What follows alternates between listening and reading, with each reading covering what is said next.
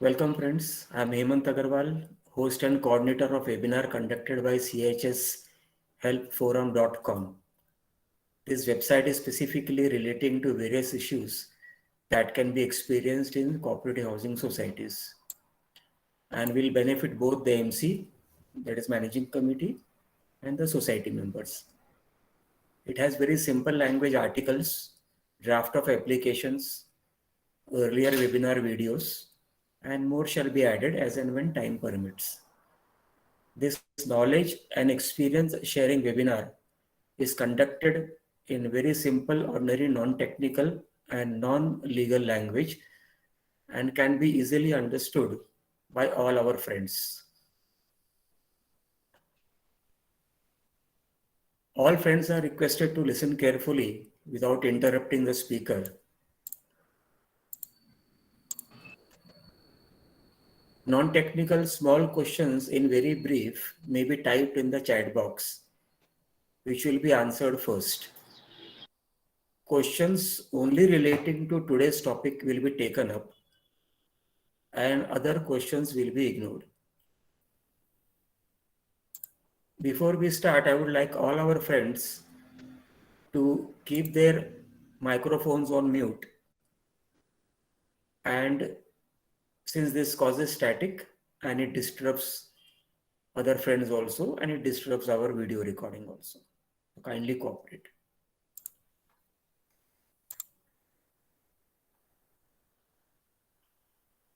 We also invite our friends to speak at our Saturday evening webinars and share their good or bad experiences of your society.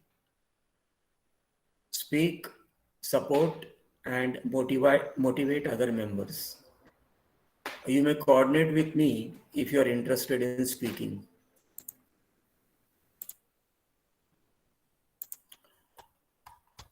Now, today's topic is sinking fund and other funds, types of funds, investments, usages and withdrawals. मतलब जैसे हमारे society में sinking fund है, repair fund है, reserve fund है, corpus fund है वगैरह वगैरह. तो वो फंड्स क्या क्या चीज़ें हैं आज थोड़ा सा हम उसमें समझ के लेते हैं. Typically, sinking fund was originally designed to be used as emergency funds for major repairs of CHS society buildings. However, after the 97th constitutional amendment, read with section 2, bracket 27, society means a cooperative society registered or deemed to be registered. And this is the important thing, which is an autonomous association of persons united voluntarily to meet their common needs and aspirations through a jointly owned and democratically controlled enterprise and adhering to the cooperative principles and values. इसका मतलब ये हुआ कि section 2 bracket 27 के अंदर cooperative society एक autonomous association of persons घोषित किया हुआ है जो अपना कार्यभार खुद ही करना है. अपने फंड्स को क्या करना है, क्या नहीं करना है, वो कार्यभार खुद ही आ गया. सो that is the meaning of autonomous and voluntary to fulfill our common needs and aspirations. According to the provisions of registered bylaws, CHS is responsible for collecting various funds from members along with routine service and maintenance charges. Some of the funds are like example sinking fund, जो bylaw 13C के under में covered है. bylaw 13C बोलता है कि minimum 25.25% of the construction cost. Now this construction cost has to be determined only and only on a construction cost certificate issued by a registered architect. The general body may increase this minimum 0.25% to any higher percentage but only through a prior notice agenda.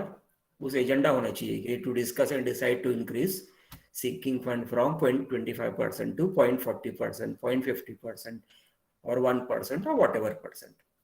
And this agenda should be passed by with majority resolution.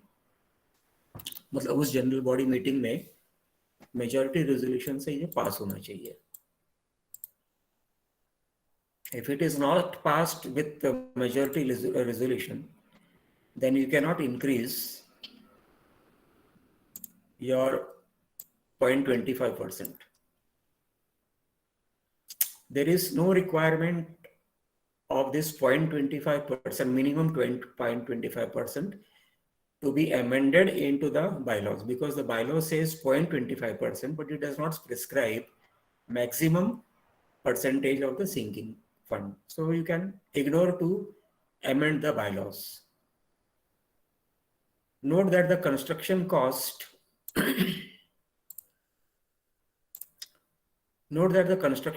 is to be calculated on each flat and not on entire building. That is written in the bylaw itself. This calculation has to be done on area of individual flat on per feet basis and not on per flat basis. मतलब अगर आपका society, आपका flat अगर मानो 500 square feet का है और दूसरे का 650 स्क्वायर फीट है, तो आपको 500 स्क्वायर फीट के ऊपर सिंकिंग फंड कटना है और उसको 650 स्क्वायर फीट पर सिंकिंग फंड कटना है. It is always preferable that the construction cost for sinking fund and repair fund should be revised every 2 years based on a certificate issued by a registered architect. This resolution also should be passed in a general body. ये क्यों करना है हमें? क्योंकि आपकी building मानो 50 साल पुरानी है, उस समय कंस्ट्रक्शन कॉस्ट 200 रुपया रहा होगा, तो आपका सिंकिंग फंड उस 200 रुपए के ऊपर अभी भी कैलकुलेट होते हुए आ रहा है. लेकिन आज के दिन पे 200 रुपया कंस्ट्रक्शन कॉस्ट नहीं है. आप बिल्डिंग को रिपेयर करोगे, प्लास्टर करोगे, पेंट करोगे, तो वो 200 रुपये में होने वाला नहीं है. आई विल एक्सप्लेन, इसके बारे में थोड़ा सा और जानकारी आते समय में मिलेगा.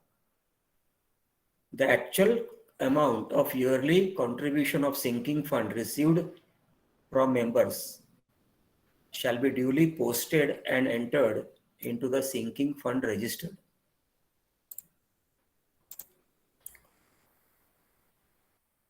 रजिस्टर में हर फ्लैट का एक लेजर फोलियो पेज होता है इंडिविजुअल फ्लैट का, और उसमें बरस में मानो 1200 रुपया कलेक्ट किया सिंकिंग फंड का, तो आपके उस फ्लैट के अगेंस्ट में, उस पर्टिकुलर ईयर के अगेंस्ट में आपको उसको पोस्ट करना है.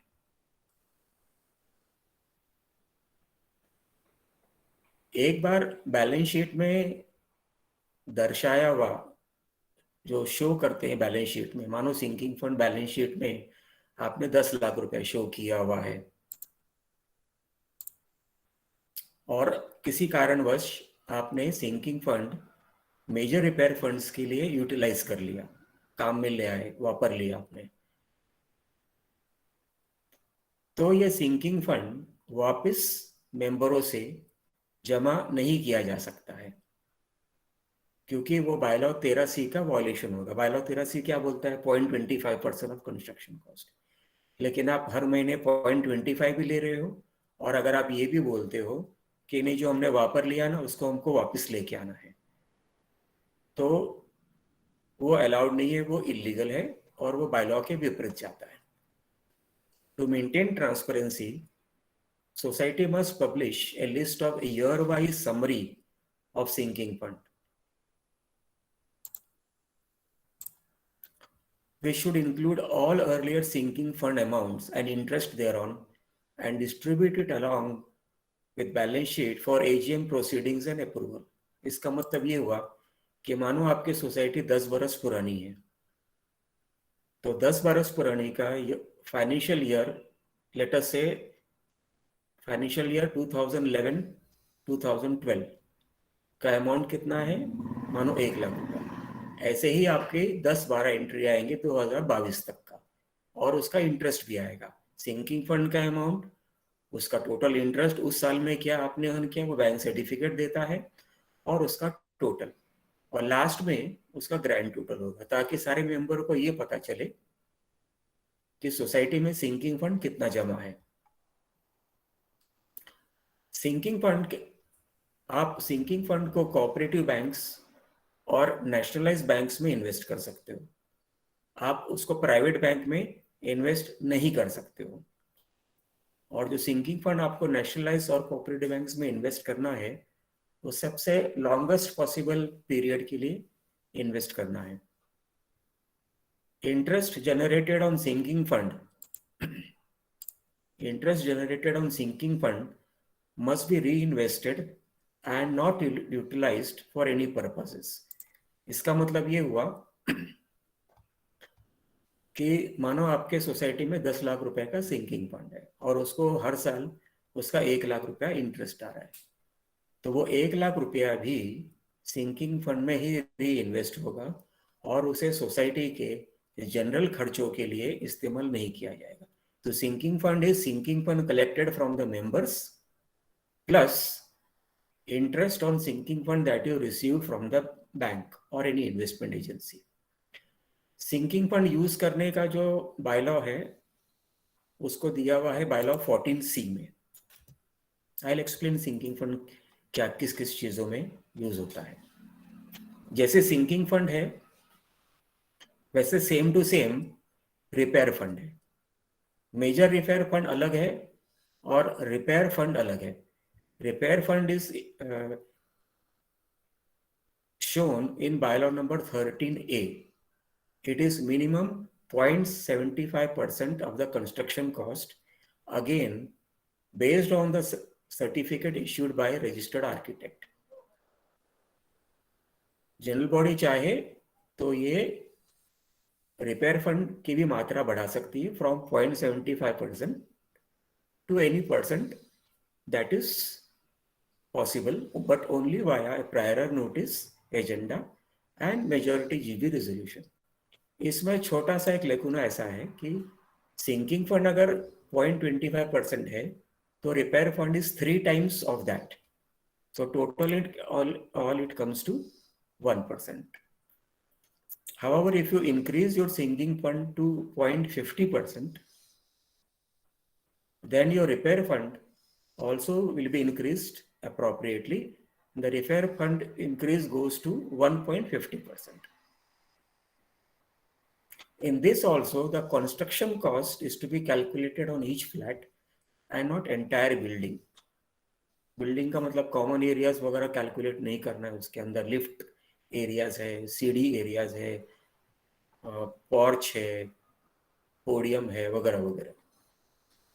This again calculation has to be done on the area of individual flat on per feet basis and not on per flat basis. जैसे मैंने आपको बताया कि अगर आपका फ्लैट नंबर 101 है तो सिंकिंग फंड और रिपेयर फंड फ्लैट 101 का जो एरिया है उस पे लगेगा. This also should be preferably revised, that is the construction cost should be revised every 2 years, again based on a certificate issued by a registered architect, again by issuing prior notice agenda and passing it through a majority general body resolution.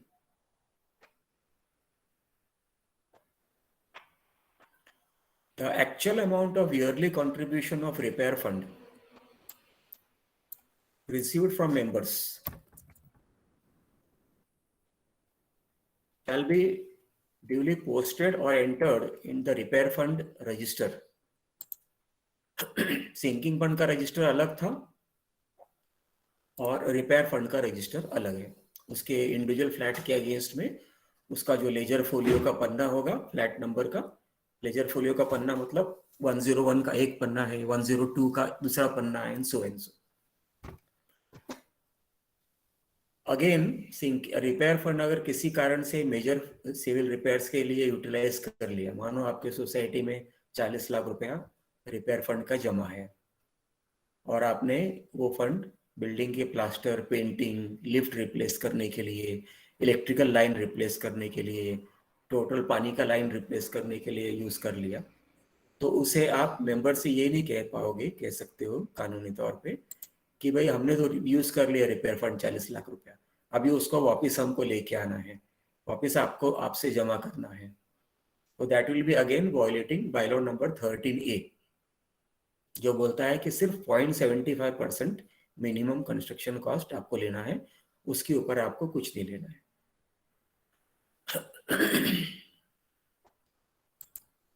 Again, to maintain transparency, society must publish a list of year-wise summary of repair fund, which should include all earlier repair fund amounts and interest thereon.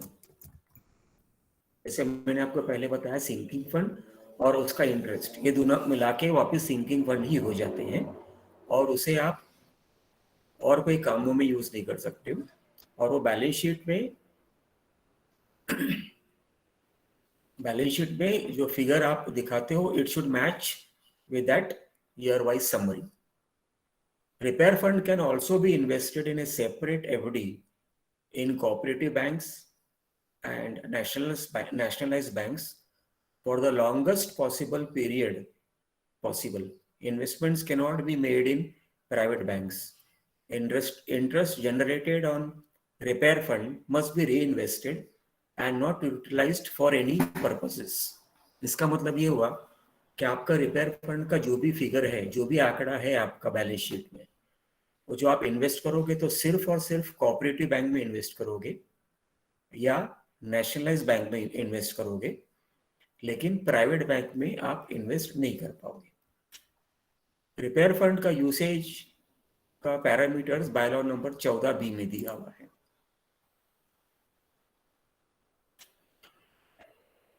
Sinking fund और repair fund के अलावा there is another fund called as reserve fund.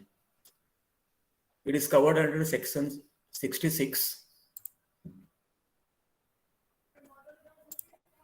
read with bylaw number 12A and 12B. Reserve fund should be created, जो membership का entrance fees आता है सालों में, नए मेंबरशिप के ट्रांसफर के वक्त मेंबरशिप ट्रांसफर फीस आता है, एक मेंबरशिप एंट्रेंस फीस होता है जो 100 रुपीज पर पर्सन लगाया जाता है। जैसे अगर एग्रीमेंट में 2 नाम है तो मेंबरशिप एंट्रेंस फीस 200 रुपए लेना है, 100 रुपए नहीं लेना, 200 रुपए लेना है। और मेंबरशिप ट्रांसफर फीस जो 500 रुपए लिया जाता है, और शेयर ट्रांसफर प्रीमियम जो मुंबई शहर में 25,000 रुपए लिया जाता है। ये सारा मिला जुला के ये सारा फंड जो अमाउंट है जो वो रिजर्व फंड में आपको डिपॉजिट करना है। इसको रेगुलर सोसाइटी के खर्चे के लिए यूज नहीं करना है।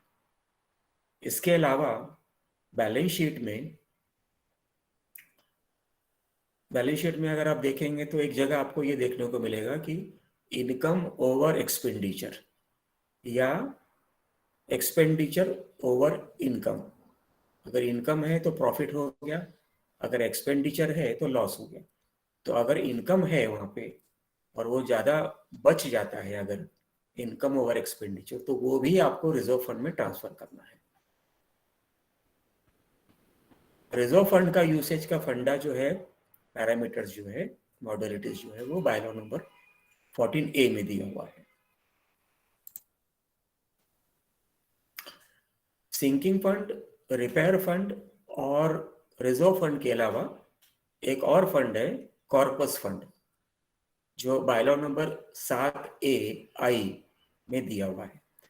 Corpus fund can be separately collected from members under provision of section, अभी नया सेक्शन है, section 154B-1(7), 154B(1)(7).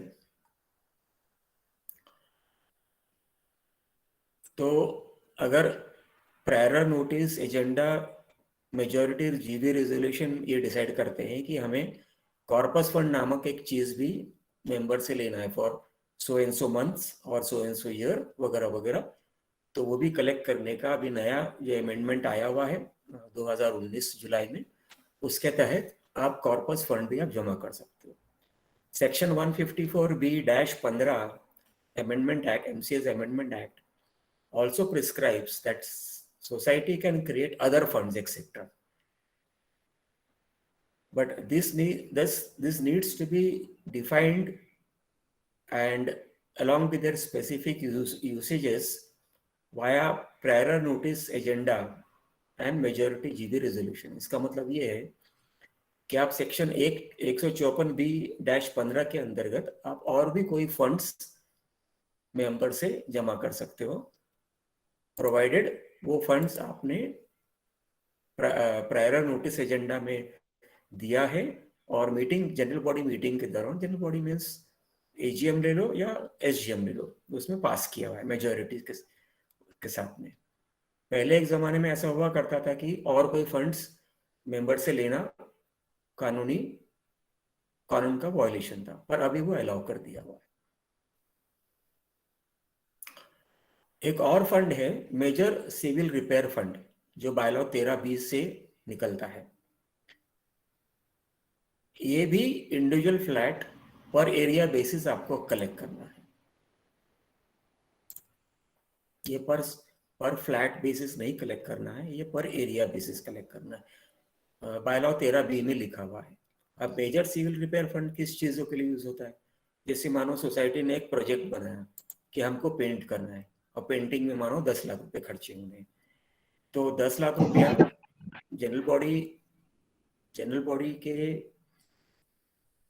Prior notice agenda के थ्रू, मेजॉरिटी रेजोल्यूशन के थ्रू आप पास कर सकते हो। ये डिसाइड कर सकते हो कि उसको कितने महीने के लिए लेना है और क्या अमाउंट लेना है। जो भी कोई फंड्स है उस पे आपका बायलॉ प्रिस्क्राइब इंटरेस्ट लागू पड़ता है, भले वो मेजर सिविल रिपेयर फंड हो या और कोई भी फंड हो। आप लोगों से डोनेशन फंड भी ले सकते हो, आप एक डोनेशन का खाता भी खोल सकते हो, बायलॉ नंबर 7AE में लिखा हुआ है, लेकिन फ्रॉम एग्जिस्टिंग मेंबर्स। ये डोनेशन फंड आप न्यू मेंबरशिप ट्रांसफर जब करते हो तब आप नहीं ले पाओगे, ये स्पेसिफिक है। तो अगर मेंबर चाहेगा, वो बोलता है कि ठीक है मैं सोसाइटी को अपनी खुशी से ये 5 लाख रुपए डोनेट करता हूँ, तो वो डोनेशन फंड में जाके चला जाएगा। उसका जो इंटरेस्ट आएगा वो डोनेशन फंड के रोटेशन में ही डोनेशन फंड ही बन जाता है। एक और भी नया फंड है एजुकेशन फंड, जो नॉर्मली सोसाइटी मेंबर की ट्रेनिंग वगैरह के लिए प्रिस्क्राइब किया हुआ है। तो ये प्रिस्क्राइब्ड है सेक्शन 68 रेड विथ, मतलब सेक्शन 68 है पुराना ओरिजिनल एक्ट, और नए अमेंडमेंट एक्ट में 154B-6 रेड विथ एक और भी सेक्शन उसमें जुड़ गया है 154B-28। ये लेना है 10 रुपया पर मेंबर पर मंथ, और इसको लेके जमा करना है सालाना, ईयरली जमा करना है, कोई भी स्टेट फेडरल सोसाइटी में जमा करना है। इन सब के अलावा आपका होता है एक एथोराइज्ड शेयर कैपिटल और एक होता है paid up share capital. Authorised share capital जब आप सोसाइटी नए नए रजिस्टर करते हो तो आप ये बोलते हो रजिस्ट्रेशन फॉर्म में कि हमारा एथोराइज्ड कैपिटल मानो 10 लाख रुपए का होगा, लेकिन सोसाइटी में सिर्फ लेटर से 100 मेंबर ही है, और उस रजिस्ट्रेशन में के दौरान आप ये बोलते हो कि हमारा एक शेयर 50 रुपए का होगा और हर मेंबर को मिनिमम 5 शेयर देना है, मतलब 250 रुपया होगा। तो ये जो 250 रुपया आप कलेक्ट करोगे इंटू 50 रुपीज, ये हो जाता है आपका पेड अप शेयर कैपिटल, जो बायलॉ 8 में डिस्क्राइब्ड है। आपकी जानकारी के लिए ये बता दें कि मेंबरशिप एंट्रेंस फीस 100 रुपए के हिसाब से जो लेते हैं हर मेंबर के से, नए मेंबर के ट्रांसफर के टाइम पे, या गिफ्ट डीड ट्रांजेक्शन्स के टाइम पे भी, या रिलीज डीड ट्रांजेक्शन के टाइम पे भी, या कोई कोर्ट का डिग्री आता है उस समय भी, तो वो बायलॉ 37 में प्रिस्क्राइब किया हुआ है। मेंबरशिप ट्रांसफर फीस फिक्स्ड है 500 रुपया न्यू ट्रांसफर्स के टाइम पे, वो भी बाय लॉ 37 में प्रिस्क्राइब्ड है। और शेयर ट्रांसफर प्रीमियम वो भी फिक्स्ड है 25,000 रुपये मुंबई शहर के लिए कम से कम, और वो भी वन टाइम ही लेना है। वो भी बाय लॉ 37 में प्रिस्क्राइब्ड है। आपको ये भी बता दें कि there are court judgments which prescribes or which has clearly said कि शेयर ट्रांसफर प्रीमियम 25,000 रुपए से ज़्यादा लेने से वो एक गुनाह हो जाता है। वो गुनाह 4 किस्म के कानून के तहत होता है। एक तो MCS एक्ट है, आप वॉयलेट करते हो, नेग्लिजेंस करते हो, डेफिशिएंसी करते हो 73 1AB सेक्शन के तहत। फिर सिविल प्रोसीजर कोड CPC के अंडर भी आप लायबल हो जाते हो। फिर आप क्रिमिनल लॉज में भी लायबल हो जाते हो। फिर आप कंज्यूमर प्रोटेक्शन एक्ट के अंदर भी लायबल हो जाते हो। There are several judgments of the consumer court in this regard.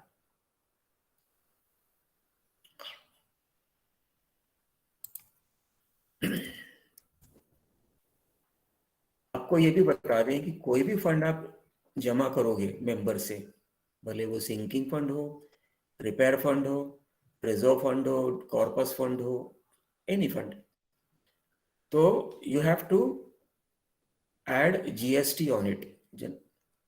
So GST is payable as may be applicable on collection of any such funds provided society turnover crosses 20 lakhs. अगर आपका turnover 20 lakhs तक है, 1 रुपए नीचे 20 lakhs के, तो आप GST आपको डिडक्ट लगाने की कोई जरूरत नहीं, लेवी करने की जरूरत नहीं, आपको डिडक्ट करने की जरूरत है। आपको ये भी बता दें कि जो भी आपने इंटरेस्ट कमाते हो इस ऑल इन्वेस्टेड फंड से, उस पे अभी नए रूलिंग के हिसाब से income tax is payable on it, in the sense sinking fund, repair fund, reserve fund, corpus fund, whatever fund. So if you are investing it anywhere and if you are going to earn interest on it, then you have to pay income tax also on it. Earlier we used to think that these funds are tax free, but now the income tax authorities are not allowing that same thing. आपको एक मजेदार जानकारी बता दूं कि जो भी आपके सोसाइटी में फंड्स हैं, थिंकिंग फंड, ये फंड, वो फंड वगैरह वगैरह, they can be attached by statutory authorities for failure to pay outstanding statutory dues. जैसे कि प्रॉपर्टी टैक्स पे नहीं किया आपने, तो प्रॉपर्टी टैक्स डिपार्टमेंट वो पैसा कहाँ से वसूली करेगा? अगर आपके बैलेंस शीट में ये सारे फंड्स हैं तो they can attach that fund. Any tax नहीं पे किया आपने, नॉन एग्रीकल्चरल टैक्स, तो भी आपका ये फंड्स अटैच हो सकता है। इनकम टैक्स पे नहीं किया, सोसाइटी, कई सोसाइटी, बड़ी बड़ी सोसाइटीज होती है, उनका इनकम टैक्स होता है, नहीं पे किया, तो भी आपके ये फंड्स अटैच हो सकते हैं। Same with profession tax also and same with GST. I will repeat, all funds जो भी हमने अभी बात किया, all funds can be invested in cooperative banks and nationalised banks only. Investment cannot be made in private banks. अगर आप ये सोचोगे कि ये वाला प्राइवेट बैंक इस कोऑपरेटिव बैंक से या इस नेशनलाइज्ड बैंक से 2% इंटरेस्ट ऊपर दे रहा है तो मैं वहां पे इन्वेस्ट कर दूं, तो वो अलाउड नहीं है. अभी लेटेस्ट अमेंडमेंट आया हुआ है इंडियन ट्रस्ट एक्ट, और उसके साथ साथ में MCS एक्ट का भी अमेंडमेंट हुआ है. अमेंडमेंट के हिसाब से सेक्शन 154B-17 क्या बोलता है कि all funds can be invested in other societies, bonds मतलब गवर्नमेंट बॉन्ड्स वगैरह, शेयर्स मतलब equity shares, debentures of companies और governments, securities by government agencies, but this can be invested only after proper prior notice agenda and majority GB resolution. Section 154B-17 provides that society can invest funds in various specified securities like government bonds, shares, equity shares, debentures, mutual funds में भी आप invest कर सकते हो और विभिन्न प्रकार के सिक्योरिटीज। लेकिन इसके लिए आपको जो जरूरी चीज करनी है वो ये है कि you have to contact a SEBI SEBI registered financial advisor and you have to take his report regarding such investments in specified securities which will be required for this purpose and shall be attached with the notice agenda for consideration and discussion of the GB members. मानो आपको कोई government bond में invest करना है, आपके पास में 10 अलग अलग प्रकार के गवर्नमेंट बॉन्ड्स आ गए, लिस्ट मिल जाती है इंटरनेट पे। लेकिन उसमें इन्वेस्ट करना है या नहीं करना है, उसका रेटिंग्स वगैरह क्या क्या है, लाइबिलिटीज कितनी है, उसमें कितना पीरियड मिलता है आपको, उसमें कितने इन्वेस्टमेंट इंटरेस्ट मिलता है, क्या और लाइबिलिटीज है और वगैरह वगैरह, ये सबको सर्टिफाई करना है बाय ए रजिस्टर्ड फाइनेंशियल एडवाइजर। तो उसका रिपोर्ट आता है, उसको बोलना है कि हम आपको अपॉइंट करते हैं, इस चीज के बारे में हमको रिपोर्ट दो कि मेरे बैंक में 10 लाख रुपया पड़ा हुआ है, मैं ये अमाउंट कहाँ पे इन्वेस्ट करूं। तो वो रिपोर्ट देता है, ये बताता है कि आप यहाँ यहाँ फला फला जगह पे इन्वेस्ट कर सकते हो। वो रिपोर्ट आपको नोटिस एजेंडा के साथ में जनरल बॉडी को देना है ताकि जनरल बॉडी मेंबर्स AGM या SGM के मीटिंग के दौरान उसको डिस्कस कर सके और उस पर डिस्कस करके डिसीजन ले सके। Investments in specified securities like government bonds, equity shares, debentures, mutual funds, other securities, etc., should not be made without proper report of SEBI registered financial advisor. This is mandatory to save the MC, managing committee, from any futuristic, vicarious or criminal or civil liability. इसका मतलब ये हुआ कि अगर managing committee बोलती है कि हमारे पास जो 10 लाख रुपए पड़ा है, हम ये डिवेंचर में डाल देते हैं, वो डिवेंचर में डालना या उसका एनालिसिस करना या उसका फिजिबिलिटी रिपोर्ट का अथॉरिटी मैनेजिंग कमेटी के पास नहीं है।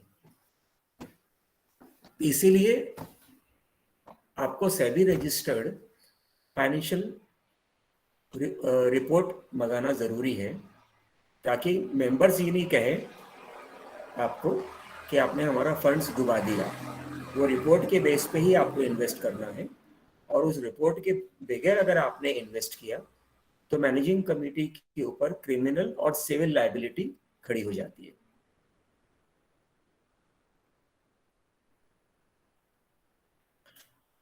सेक्शन 154B-18 क्या बोलता है कि आपका जो भी फंड्स आपके पास जमा है, सिंकिंग फंड, रिपेयर फंड, ये वो वगैरह वगैरह, ये सारे फंड्स यू कैन यूटिलाइज, आप उससे खर्चा कर सकते हैं फॉर नॉन रूटीन एक्सपेंडिचर।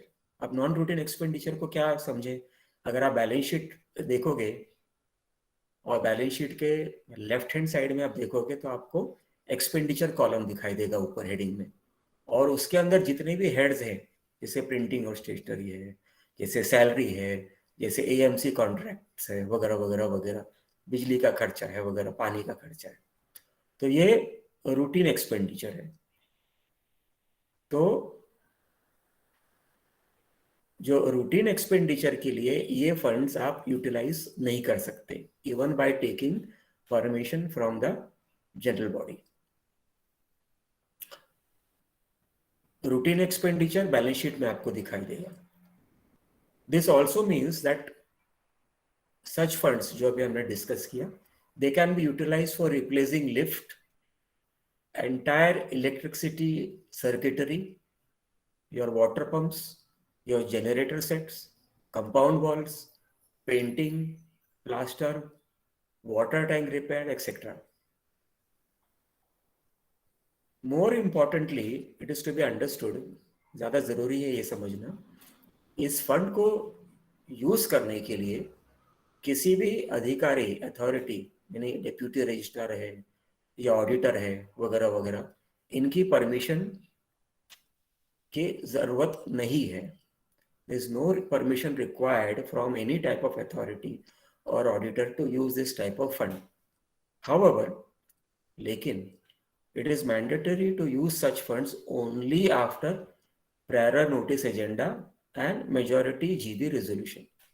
इसका मतलब ये हुआ कि अगर आपको ये फंड्स यूज करना है, उसका फिजिबिलिटी रिपोर्ट बनाओ, आर्किटेक्ट का या इंजीनियर का, जो भी काम के लिए यूज करना है उसका रिपोर्ट होना चाहिए. उस रिपोर्ट के बेस पे जनरल बॉडी में नोटिस एजेंडा डालो, डिस्कस करो रिपोर्ट के साथ में, और जनरल बॉडी का मेजर रेजोल्यूशन जब आ जाता है कि ठीक है हमारे पास ये फंड का पैसा हम इस काम के लिए यूटिलाइज करेंगे, तो जब जाके इन सारे फंड्स में से इंडिविजुअल फंड्स या सारे फंड मिला के आप सारा का सारा पैसा यूज कर सकते हो उसके अंदर. Section 64, interest earned accumulated on sinking fund and repair fund cannot be used to pay any honorarium to managing committee or dividend to any society members. Such earned accumulated interest on sinking fund and repair fund forms integral part of sinking fund and repair fund. इसका मतलब ये हुआ कि section 64 बोलता है, कई societies में क्या होता है कि मैनेजिंग कमेटी को ऑनरिंग दिया जाता है कि ठीक है आपने इतनी इतनी सेवा किया है, हमारा बैलेंस शीट में प्रॉफिट दिख रहा है, तो उसका हम 10% आपको ऑनरियम देने के लिए अप्रूव करते हैं.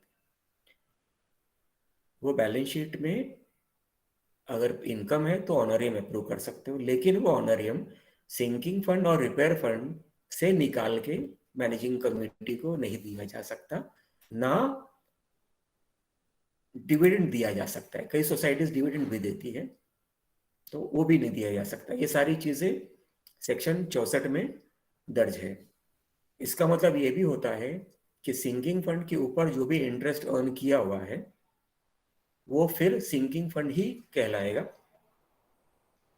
रिपेयर फंड का इंटरेस्ट जो अर्न किया वो भी रिपेयर फंड ही कहलाएगा. कई सोसाइटीज में आप देखेंगे कि उनके बिल में सिर्फ सिंकिंग फंड दिया हुआ है, रिपेयर फंड नहीं दिया हुआ है. रिपेयर फंड कलेक्ट नहीं कर रहे. आपको ये बता दें कि managing committee is liable for failure और say not collecting, failed to collect bylaw defined repair fund and sinking fund. Bylaw defined मतलब क्या था, सिंकिंग फंड वो 0.25% और रिपेयर फंड वो 0.75%.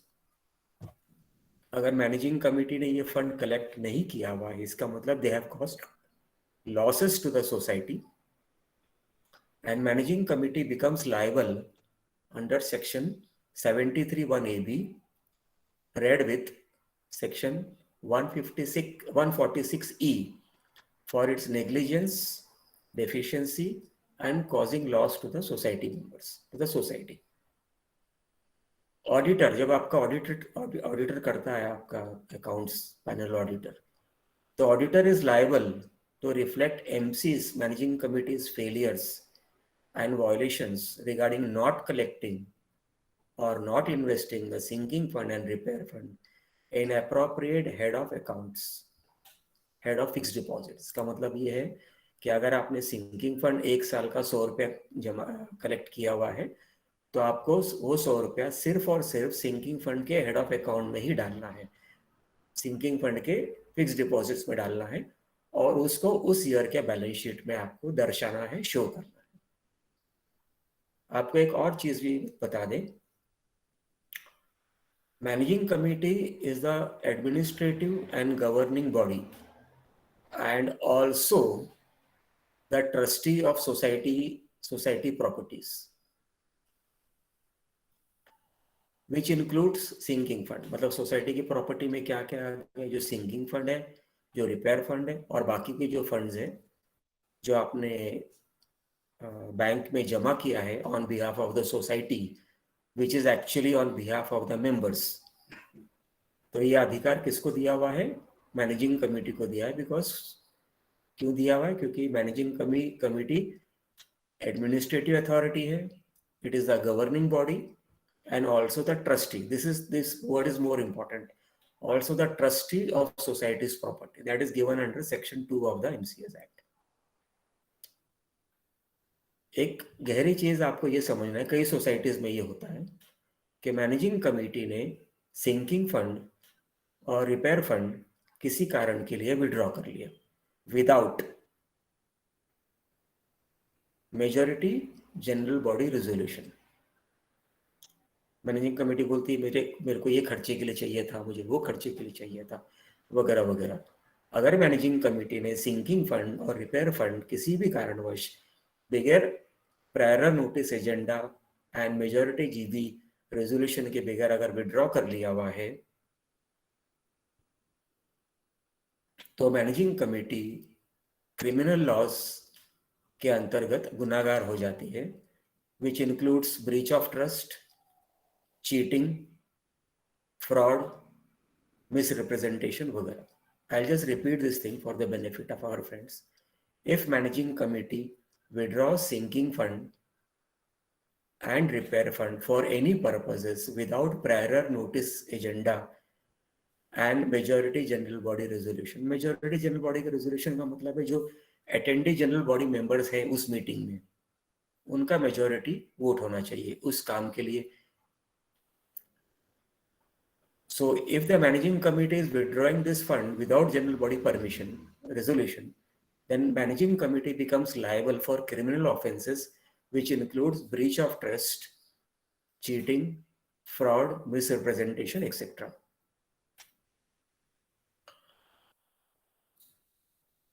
एक मजेदार चीज और भी है कि आपके ये सारे के सारे जो भी फंड्स बैलेंस शीट में दिखाई देते हैं, सिंकिंग फंड, रिपेयर फंड वगैरह वगैरह वगैरह, they can be used to pay off very old liabilities of housing society. जैसे कानूनी तौर पे इनकम टैक्स की तरफ से कोई डिमांड आई हुई है, जीएसटी की तरफ से कोई डिमांड आई है, प्रॉपर्टी टैक्स की तरफ से है, एनी टैक्स है, वगैरह वगैरह. मतलब पुराने डिमांड्स पड़े हुए हैं, आपने नहीं भरा किसी कारणवश, आपने डिस्प्यूट क्रिएट किया, तो ये सारे फंड एज इट इज, जैसे मैंने पहले बताया, ये सारे स्टैट्यूटरी अथॉरिटीज आपके ये फंड्स को अटैच कर सकते हैं. इसी तरह सोसाइटी जनरल बॉडी में रेजोल्यूशन से ये सारे फंड्स यूज कर सकती है अपने पुराने स्टैट्यूटरी लायबिलिटीज को पूरा करने के लिए. एक और मजेदार चीज है कि ये सारे funds can be use to pay off damages and compensation to members और vendors. Members mean society members. Vendors का मतलब है जैसे आपके पास में लिफ्ट के वेंडर हैं या और कई भी वेंडर्स होते हैं, एसटीपी वेंडर्स होते हैं, क्लब हाउस के वेंडर्स होते हैं वगैरह वगैरह, या और कोई भी हो. तो sinking such funds, any of the such funds can be used to pay off damages, compensation to members or vendors or whosoever as and when directed by consumer court or other courts. कई बार क्या होता है कि society में redevelopment का process चलता है और सेल्फ रीडेवलपमेंट का प्रोसेस चलता है, तो उस समय ये जो पैसे जमे हैं आपके सोसाइटी में, ऑल दिस एक्यूमुलेटेड फंड्स, उस समय लेंडिंग बैंक स्क्रूटिनाइज करता है आपका बैलेंस शीट में और ये देखता है कि आपके बैलेंस शीट में कितना फंड्स एक्यूमुलेटेड है, to understand the financial health and repayment capacity of society and its society members before financing the housing society self redevelopment project. तो यहाँ पे हम आज का टॉपिक कंक्लूड करते हैं और we will take up some questions that are there in the chat box.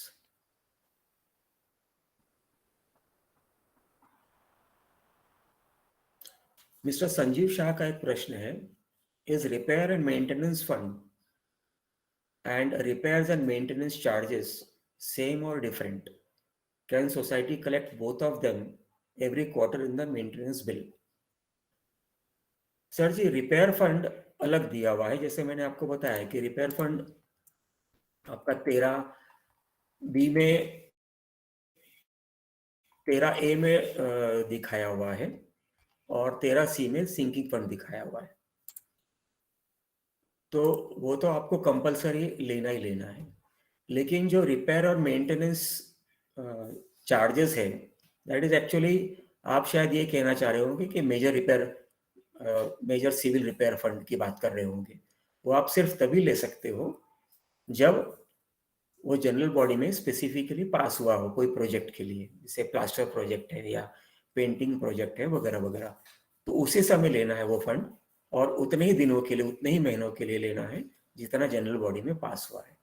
लेकिन रिपेयर फंड जनरल बॉडी में पास करो या नहीं करो, आपको उसको कलेक्ट करना ही करना है।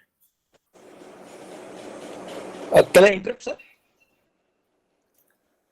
Okay, Mr. Sanjeev Shah, please go ahead. Yeah, no, repairs and maintenance fund as per 13A is collected at 0.75% of the construction cost. But the society is already collecting repairs and maintenance charges separately. Again, as per bylaw 67, for routine maintenance of the society property at the same rate, 0.75% of the construction cost. So now society wants to collect both these things, repairs and maintenance charges at the same rate, as well as repairs and maintenance fund at the same rate. So the total comes very high because this repairs and maintenance fund is not going to be utilized immediately, whereas repairs and maintenance charges is going to be utilized immediately for day-to-day repairs. Sir, it is this way. In the bill, you have got only one head of account that you can collect, that is service and maintenance charges. Right. Okay. Now you cannot add the word repairs over there. Okay. Right. So major civil repair fund is a separate fund altogether. It is a temporary fund. Right. That will be created as and when required. वो खाली जरूरत के वक्त आपको collect करना है. Right. Sure. और जो सर्विस एंड मेंटेनेंस चार्जेस है वो आपके बायलॉ 65 से लेके 68 तक शायद बताया गया हुआ है. राइट. आपने 67 बोला, अलग अलग बायलॉज में छोटा ऊपर नीचे होता है. But it is to be collected on as per repair fund separate and service and maintenance charges separate, and major civil repair funds, if at all passed in a general body resolution based on a project, then only you can collect. If there is no project, you cannot collect. Yeah, but this maintenance charges, again, as per the bylaw, is also minimum 0.75% of the construction cost. No, sir. That maintenance charges depends on your on your yearly budget projection report under section 75. Section 75 क्या बोलता है कि आपको budget projection report बनाना है. उस budget projection report में balance sheet में expenditure side में सारे हेड ऑफ अकाउंट्स होंगे. राइट. ठीक है ना. अगर मानो आपका 1 लाख रुपए का उसमें हेड ऑफ एक्सपेंडिचर अकाउंट दिखा रहा है, कोई भी फिक्स डिपॉजिट का इंटरेस्ट उसमें नहीं ले पाओगे और एज कंट्रीब्यूशन. तो 10 लाख रुपए आपका एक्सपेंडिचर दिखा रहा है और आपका contribution from members, which should exclude membership entrance fees, membership transfer fees, share transfer premium, interest, so and so. Right. मतलब it has to be pari passu. जैसे अकाउंट्स में बोलते हैं ना कि सिक्योरिटी एजेंसी को 100 रुपए दिया तो 100 रुपए मेंबर से लेना है. राइट. आप ये नहीं बोल सकते हो कि सिक्योरिटी को 100 रुपए दिया लेकिन मेरे पास वो पैसा पड़ा हुआ था ना पहले का, उसी में से हम यूटिलाइज कर लेंगे. No, you can not do that. पहले का जो पैसा पड़ा हुआ है उसको ईयर एंड में रिजर्व फंड में ट्रांसफर करना है. वो मैंने एक्सप्लेन कर दिया हुआ है. Okay. Fine sir, let's see. तो बजट प्रोजेक्शन शीट के अंदर 10 लाख रुपए का एक्सपेंडिचर है, 9 लाख रुपए का इनकम है. तो अब उसको पारी पासू करना है, एट पार लेके आना है. तो वो 10 lakh will be divided amongst your 100 members और वो आपका सर्विस और मेंटेनेंस कंपोनेंट कहलाएगा. थोड़ा सा कैलकुलेशंस है, but we will be taking a webinar on this particular issue sometime in future. All right. Thank you, sir. Mr. Laxmikant Desai का प्रश्न है, will corpus fund become taxable under income tax at the hands of society if society receives it directly from the developer under redevelopment of society? And continuing this case, will it be further taxable as per income tax at the hands of the members upon its distribution to the society? Yes, sir. Whatever you receive, there is again income tax tribunal ruling कि जो भी कुछ आपको मिलता है that will be taxable, interest also and the fund also. However, if you generate corpus fund from amongst the member, तो income tax taxable नहीं है. However, interest received on that corpus fund FD is taxable. These taxes are to be borne by the society and not by its individual members. अगर आपने वो पैसा member को distribute किया, किस चीज के लिए डिस्ट्रीब्यूट करोगे आप? आपका डिस्ट्रीब्यूशन तो तभी होगा जब आपका इनकम होगा बैलेंस शीट में, तो आप डिस्ट्रीब्यूट करने के कैपेसिटी में आ जाते हो. अगर नहीं है और सिर्फ इनकम कॉर्पस फंड का आता है तो उसको आप डिस्ट्रीब्यूट नहीं कर सकते. वो कॉर्पस फंड प्लस उसका interest will again form corpus fund only. Mister Mirji का प्रश्न है, while we keep the construction cost whatever was, let's say 20 years ago, can we not each year or once in 2 years keep on increase the maximum percentage mentioned against sinking fund and repair fund as compared to doing the revaluation of construction cost every 2 years? You can do it, but there has to be a justification for everything. There has to be a reasoning for the same. If you increase it, let us say आपका 20 बरस पहले 200 रुपए construction cost था, आपने थोड़ा सा बढ़ा दिया उसको तो 300 रुपए कर दिया, 400 कर दिया, वगैरह वगैरह. आज 2022 में आके आपका इंक्रीज करते करते वो कंस्ट्रक्शन कॉस्ट 500 रुपए जाता है या 600 जाता है या 1000 जाता है. लेकिन आज के दिन का आर्किटेक्ट ये सर्टिफाई करता है कि मलाड एरिया में, कांदिवली एरिया में, फला एरिया में construction cost is approximately 3,000 rupees per square feet. Then this particular calculations which you mentioned goes haywire. It does not rhyme with the collection as per the construction cost, prevailing construction cost. क्योंकि आप repairs कराओगे sir जी, तो prevailing construction cost का हिसाब से repair होगा आपका. आप ये ध्यान रखें कि construction cost का सिर्फ 1%, only 1% ही आप जमा कर रहे हैं पर ईयर बेसिस पे. तो 20 साल में सिर्फ आपने 20% कंस्ट्रक्शन कॉस्ट जमा किया है. वो तो लकी आप ये है कि आपको उस पे इंटरेस्ट आता है तो आप वो सिंकिंग फंड में वापस घुमा सकते हो, री इन्वेस्ट कर सकते हो.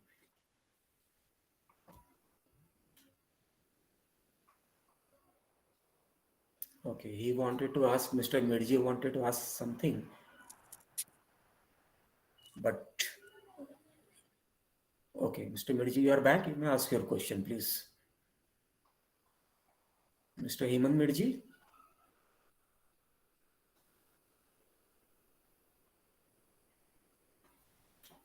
Okay.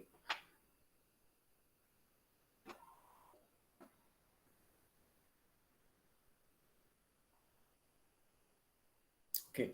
Mr. Sanjeev Saha का एक दूसरा प्रश्न है, from which fund society can spend money for any renewals in the society like renovation of garden and gym facilities? If it is a capital expenditure, जैसे garden में आपने tractor मंगा के करना है या जिम में आपके जिम इक्विपमेंट्स वगैरह मंगा के करने हैं, कैपिटल एक्सपेंडिचर जिस पे आप डेप्रिसिएशन क्लेम करने वाले हो, अगर डेप्रिसिएशन क्लेम करने वाले हो तो वो कैपिटल एक्सपेंडिचर में क्लासीफाई हो जाएगा या टोटली राइट ऑफ कर दोगे उस एक्सपेंडिचर को. पर इस सारे कामों के लिए आप सोसाइटी के कोई भी जमा फंड्स आप इस्तेमाल कर सकते हो, but condition is proper prior notice agenda issue करो जनरल बॉडी मेंबर्स को, और मीटिंग जनरल बॉडी मीटिंग के दौरान उसका प्रॉपर रेजोल्यूशन पास करो. और बाकी छोटा खर्चा जो भी कुछ है वो आप मेजर सिविल रिपेयर फंड करके आप जनरेट कर सकते हो. Okay. Again, when there is a budget projection report, you have to foresee budget projection का मतलब हम प्रोजेक्ट करते हैं आने वाले नेक्स्ट साल ईयर, फॉर नेक्स्ट ईयर। आने वाले साल के लिए। तो हम वहाँ पे आपको प्रोजेक्ट करना है उस चीज़ को, जैसे कंपनीज में कैसे करते हैं, हम सोसाइटी में नहीं कर पाते हैं क्योंकि शायद हम अज्ञान है उस चीज़ से, लेकिन कंपनीज में तो करते हैं। राइट। आप पेपर में भी देख सकते हो, कंपनीज के बैलेंस शीट में भी दे सकते हो कि हमारा ये प्रोजेक्ट है, ये खर्चा है, वगैरह वगैरह। Okay.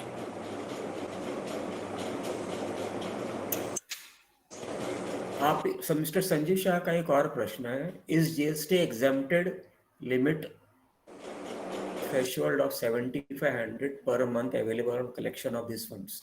No sir, I have already explained. Member से जो भी कुछ कलेक्ट करोगे, अगर आपका 20 लाख रुपए के 20 लाख का टर्नओवर के ऊपर पहुंच गया तो आपको जीएसटी लेना है। अगर उस पर्टिकुलर मेंबर का मेंटेनेंस बिल 7,500 से नीचे है तो ऑटोमेटिकली उस पर जीएसटी नहीं लगेगा। लेकिन जीएसटी हर चीज पे लगेगा। 2-3 चीजें सरकार ने छोड़ दी है, जैसे उदाहरण के तौर पे electricity charges, BMC property tax, ठीक है, profession water tax, charges, any tax, और अगर बीएमसी ने पानी दिया है तो उस पर टैंकर जीएसटी का लगेगा, ऐसे।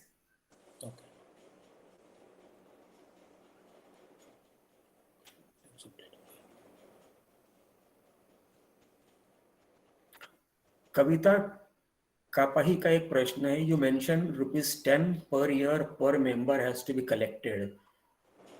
Would you please repeat that points? Okay, I'll do that. Education fund section 68 red with का मतलब ये होता है कि वो सेक्शन भी एप्लीकेबल है प्लस ये प्लस ये प्लस ये, ऐसा।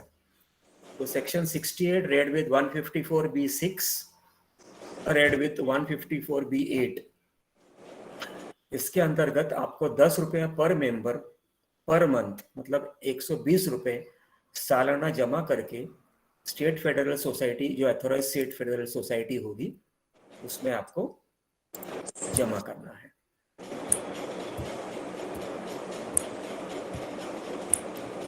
मिस्टर रशीद का एक प्रश्न है कि व्हाट इज कॉर्पस फंड?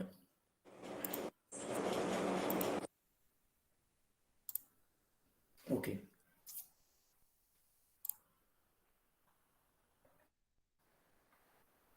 अब कॉर्पस फंड्स आप अलग से कॉर्पस फंड के नाम पे आप कलेक्ट कर सकते हो, या बिल्डर ने जब आपको सोसाइटी हैंडओवर की तो उस समय कोई रकम उसने आपको हैंडओवर किया होगा, ये बोल के कि मेरे तरफ से ये कॉर्पस फंड है। तो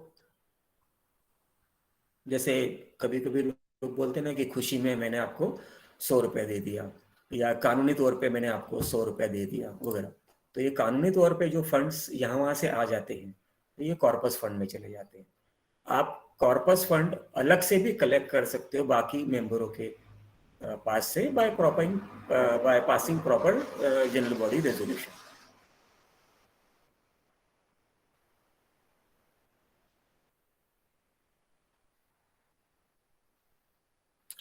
मिस्टर विक्रांत जिंदाल का एक प्रश्न है कि society collects mandatory approval in AGM social get together fund as a yearly get together party. Is it permitted if one or two members object and not interest in participate in society function? आपको ये बता दें कि आपके society का जो preamble है, आपने सोसाइटी किस चीज के लिए रजिस्टर किया हुआ है, ये आपके जब आप सोसाइटी रजिस्टर करते हो तो फॉर्म ABCD में दिया होता है। अगर आपने ये बोला सेक्शन 2(16) के अंदर में कि हमारे सोसाइटी का objective is to provide you common amenities and services, okay, that is the keyword, section 216 में लिखा हुआ है, आप देखिएगा फुर्सत मिले जब भी। तो अगर आप कॉमन एमिनिटीज और सर्विसेज प्रोवाइड कर रहे हो तो कॉमन एमिनिटीज में आपका सोशल गेट टुगेदर वगैरह नहीं आता है, तो वो पर्टिकुलर चीज अलाउड नहीं है। कई केस लॉज ऐसे आ चुके हैं जिसमें ये फंड्स कलेक्ट करना मना किया हुआ है। प्लस जैसे मिस्टर संजीव शाह ने बताया कि बायलॉ 65 में, 65 या 66 में आपको ये दिखाया गया है कि आप का मेंटेनेंस बिल में क्या क्या हेड ऑफ अकाउंट्स हो सकता है। तो उस हेड ऑफ अकाउंट में आपका गेट टुगेदर चार्जेस नहीं है, कल्चरल फेस्टिवल चार्जेस नहीं है। But however this is debatable. If 100% member says कि we should collect this particular fund, 10 रुपया पर महीना कलेक्ट करना है, तो बायलॉ में अमेंड करो आप। You should amend the bylaws via proper prior notice agenda and majority resolution to amend the bylaws for this particular purpose. If you amend the bylaws, then you are entitled to collect this particular fund for festivals, etc. उस bylaws में आप ये दर्शा दीजिए कि ये fund हम किस किस पर्पस के लिए यूज करने वाले हैं। अगर ये डिफाइन कर दिया आपने bylaws में, तो legally it becomes collectible. The deputy registrar or the registrar or the cooperative court is also bound by the bylaws, and the disputes will not take place.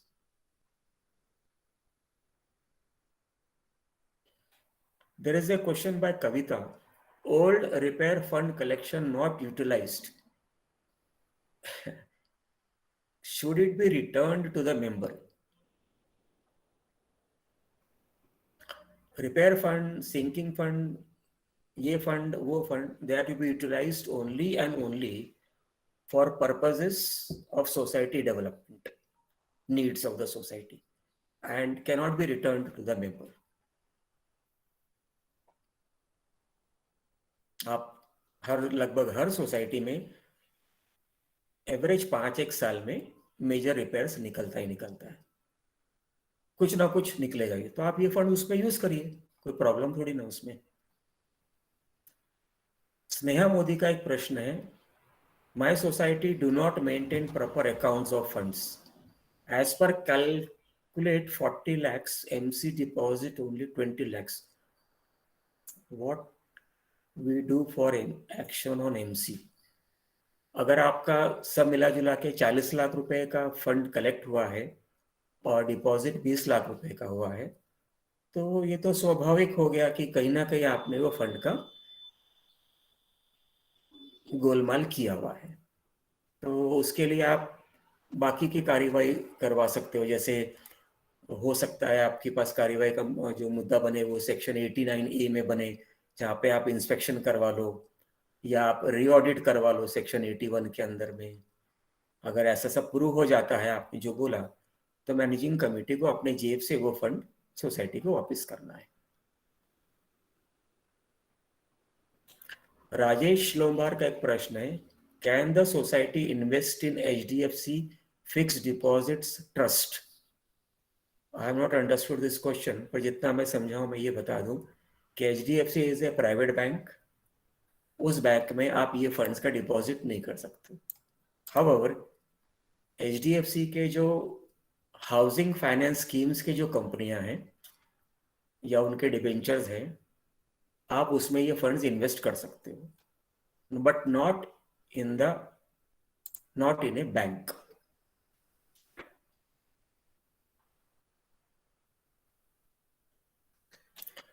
Mr. Sunil का एक प्रश्न है, if sinking fund fixed deposit is partly utilized, in what way can this be made good in fund later? Sir ji, एक बार आपने वो fund utilise कर दिया तो उसे वापस जमा नहीं कर सकते आप। सिंकिंग फंड का फंडा वही है। अगर आपने उसे फिर से कलेक्ट करने की कोशिश किया तो बायलॉ 13A और 13C का उल्लंघन होता है, जो बोलता है कि 0.75% ही लेना है, 0.25% ही लेना है। लेकिन आप फिर से कलेक्ट करोगे यही फंड तो वो उस 0.25 और 75% के ऊपर चला जाएगा।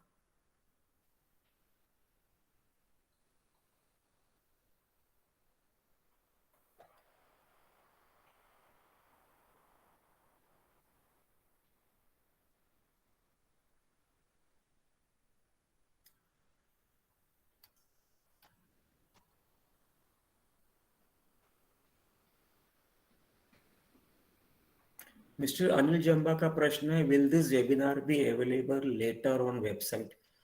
Sir, this webinar is being recorded. It will be uploaded on our website.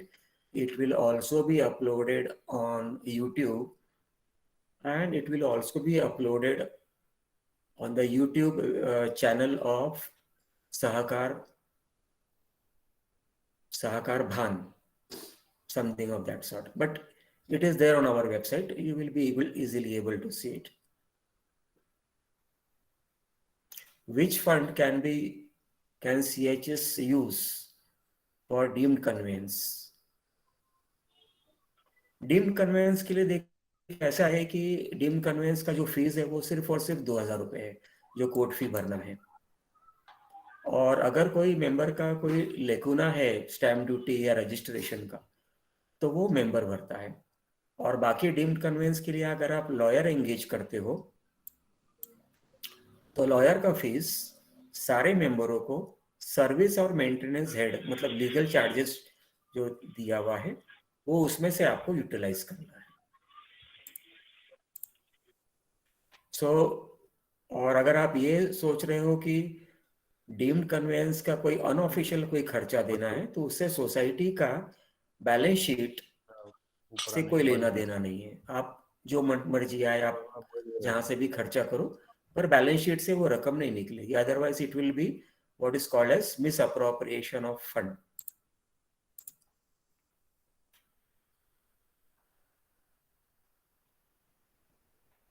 Mister advocate Prakash Maurya साहब का प्रश्न है, वाई सिंकिंग फंड और repair fund should not be replenished? मैंने ये 2-3 बार रिपीट कर दिया है, बट फिर भी I will repeat it once again. If you are going to replenish this sinking fund, अगर आप फिर से जमा करते हो, तो सिंकिंग फंड का जो दायरा है 0.25% और रिपेयर फंड का जो दायरा है 0.75%, उसका उल्लंघन हो जाता है। That is why it cannot be replenished और रीडिमांडेड और डन। अगर आप ये सोचते हो कि मेरे किट्टी में 1000 रुपये पड़ा था, वो हमेशा 1000 रुपये ही बना रहे, तो this is not proper. It is unwise to think कि वो पैसा हमेशा के लिए पड़ा रहेगा। Money is meant for spending, so this funds all are also meant for spending. You cannot collect sinking fund above that particular ratio. Yes, Mr. Prakash. Yes, sir. I want to say कि अगर हम उसको use कर देते हैं वैसे भी 0.25 और 0.45 75 you're saying is very less, and over the period say 10 years 20 years the amount is very low, right?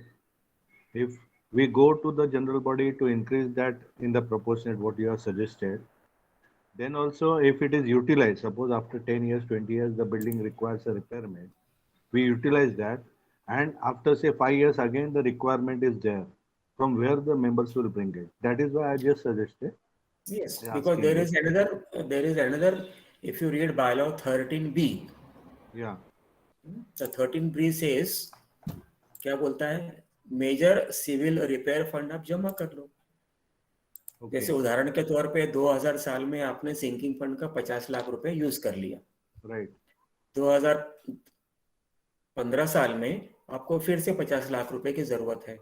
right, आप ये नहीं बोल सकते हो कि मैं सिंकिंग फंड वापस जमा करूंगा। उस समय आप major civil repair fund general body के रेजोल्यूशन से फिजिबिलिटी रिपोर्ट दिखाओ जनरल बॉडी को कि मेरे को इस कारण से पैसा चाहिए और हम इतने इतने महीने में इस चीज को जमा करेंगे। आप वहां से फंड यूटिलाइज कर लो। or regular contribution will be continued as old style. Regular contribution is mandatory under your approved bylaws. नहीं तो आप बायलॉ का उल्लंघन कर रहे हैं आप, Right, है ना। कोई मेंबर डिस्प्यूट करता है, कंप्लेंट करता है, तो मैनेजिंग कमेटी को तकलीफ होने वाली है। okay, okay, आपकी जानकारी के लिए ये बता दूं कि आपने सिंकिंग फंड जमा नहीं किया, तो okay, सोसाइटी का नुकसान हुआ है वो। right, it constitutes negligence, it Okay. Constitutes deficiency. Section 73(1)B अगर आप देखेंगे तो ये सारे पैरामीटर उसके अंदर कवर्ड अप हो जाते हैं। okay, तो okay, मेरे नेग्लिजेंस, मेरे डेफिशिएंसी का पनिशमेंट भी दिया हुआ है 146 और 147 सेक्शन में। right, आप सोसाइटी के मेंबरों का नुकसान करेंगे ना. Right, sir. Okay. Okay. So next, So that means go ahead, sir. Go ahead. that means the routine जो हम लोग contribution ले रहे हैं वो continue रखने का once you have utilized the funds, right? Yeah. Till you deregister your society Yeah, yeah, or till you liquidate your society, yeah. ये फंड आपको हमेशा कंटिन्यू रखने, मेंबर हो या नहीं हो, Okay. मर गया हो या जिंदा हो या भाग गया हो या कुछ भी हो, Right, sir. पैसा तो लेना ही लेना है. Right. मतलब बायलॉज का आप उल्लंघन कर रहे हो. Yes, sir. Yes, sir. Problem ये Absolutely. है कि हम कानून का उल्लंघन नहीं करना है, इसीलिए हम ये सारे पैसे ले रहे हैं. Right. आपके सर- तो जरूरत पे बहुत सी ऐसी सोसाइटीज आएंगी जहाँ हाँ. पे ये उल्लंघन आम दिखेगा. सर, आप एक- आरटीआई के थ्रू आप डेप्यूटी रजिस्ट्रार को बोल लो कि मेरे को 50 आपके कार्य क्षेत्र के दायरे में जितनी भी सोसाइटियां हैं उनकी बायलॉज, इनकम एंड एक्सपेंडिचर और ऑडिट रिपोर्ट का सेट दो, which is they are bound to keep it. आप Right. उसमें स्टडी करने को देखोगे तो आपको तमाम लेकुनास दिखाई देंगे. Right, sir. Yes, sir. Mister Anil Patro भाई, you wanted to say something. Thank you, sir. Yes sir, good evening sir. इसी से रिलेटेड मुझे एक क्वेश्चन है. मेजर रिपेयर फंड 3 साल पहले सोसाइटी ने कलेक्ट किया to the tune of 30,000 rupees per member. Society ने repair fund, that means civil repair fund, correct? Civil एक अलग से निकाला है, अपार्ट फ्रॉम रेगुलर जो अपना आता है बिलिंग, उससे अलावा एक सप्लीमेंट्री बिल लगाया. उनको टाकी ठीक करना है और थोड़े बहुत मेजर रिपेयर्स करना है, पाइपलाइन वगैरह. Yes sir. Out of 150 members, only 15 members have paid yes. full amount, और उसको भी 3 साल हो गए. ओके. और सोसाइटी की मैनेजिंग कमेटी अभी बर्खास्त हो गई है ओके. और इलेक्शन ऑफिसर रखा है, लेकिन वो पैसे अभी जिन 15 लोगों ने वो पैसे दिए, बाकी लोगों ने नहीं दिए ओके. 3 साल से. तो वो मेंबर जिन लोगों ने दिए हैं वो लोग क्या बोल रहे कि आपने 3 साल से काम भी नहीं कर रहे, हमारा नुकसान भी हो रहा है 30,000 का, यस. और आप हमारे पैसे को फिर एफडी में डाल के आप उस पे इंटरेस्ट कर रहे हो, और मेन Yes. थिंग जो काम कर रहे हैं वो काम ही नहीं हुआ. यस. तो इसमें सर क्या सोल्यूशन देंगे आप? ओके. क्या आप मेंबर्स पैसा वापस मांग सकते हैं दिया हुआ, या फिर उसको मेंबर्स आपको रेगुलर? एक रिक्विजिशन दे सकते हैं. सेक्शन 76 में लिखा हुआ है ये चीज, हाँ सेक्शन सर. 76 में, कि 1/5 मेंबर मतलब 20% मेंबर एक एजेंडा दे सकते हैं आपको. नहीं, 20% नहीं हुआ. आउट ऑफ 150 ओनली 10 या 12, 20% तो नहीं होगा. एकदम मिनिमम लोगों ने ईमानदारी से भरे. ठीक है, मैं आपको बता रहा हूँ, प्रोसीजर बता रहा हूँ. या आपको दूसरा भी प्रोसीजर बता देते हैं, उसमें कोई प्रॉब्लम्स की बात नहीं. तो 20% मेंबर्स ये रिक्वेशन दे दे मैनेजिंग कमेटी को कि रिवर्स दैट पर्टिकुलर और रिवोक दैट पर्टिकुलर एजेंडा 3 साल पहले वाला, और वो पैसा रिफंड करा जाए along with accumulated interest in the balance sheet. But this is not possible for sinking fund and this is not possible for repair fund. वो 13A और 13C वाला. और जो ये 13B वाला है उसमें आप ये कर सकते हो. 13B मतलब आपने स्पेसिफिक पर्पस के लिए, I call it major civil repair fund. वो हेड ऑफ टाइटल अगर हम बिल में डालते हैं तो it looks more neat also, and during disputes of recovery proceedings it helps.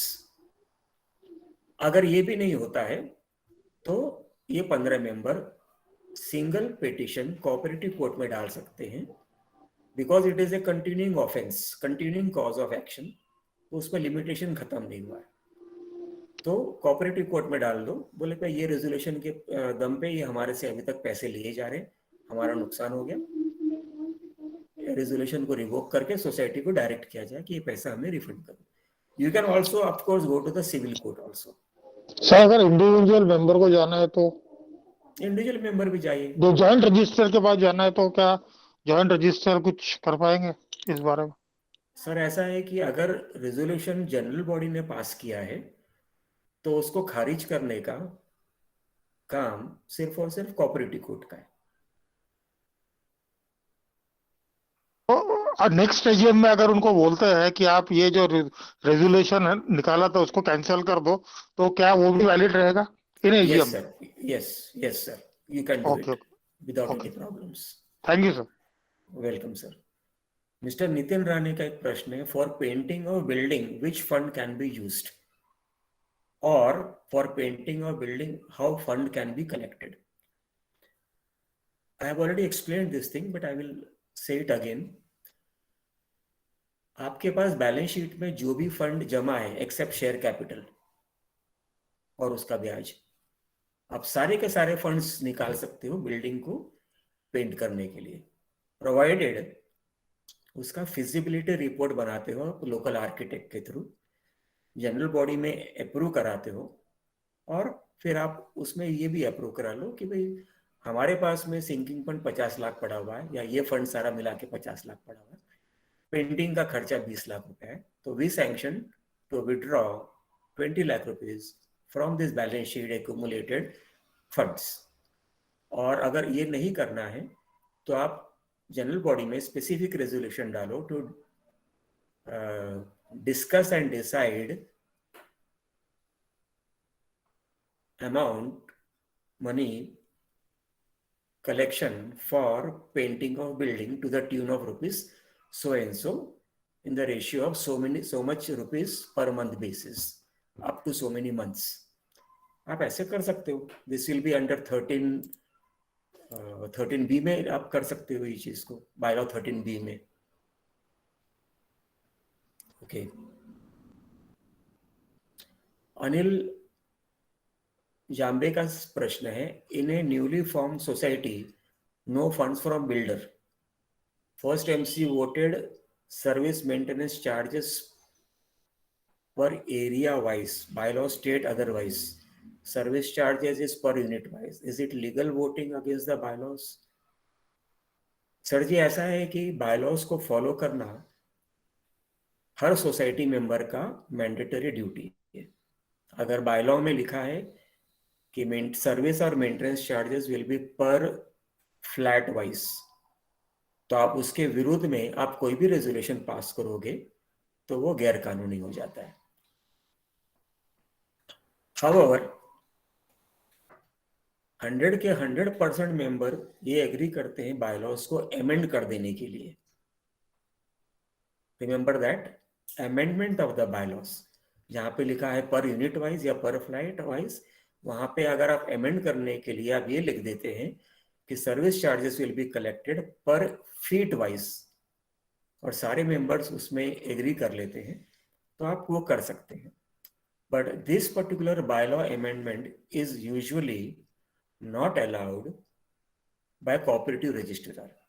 However, this particular bylaw amendment can be done in condominium systems, resident welfare association systems, and so and so.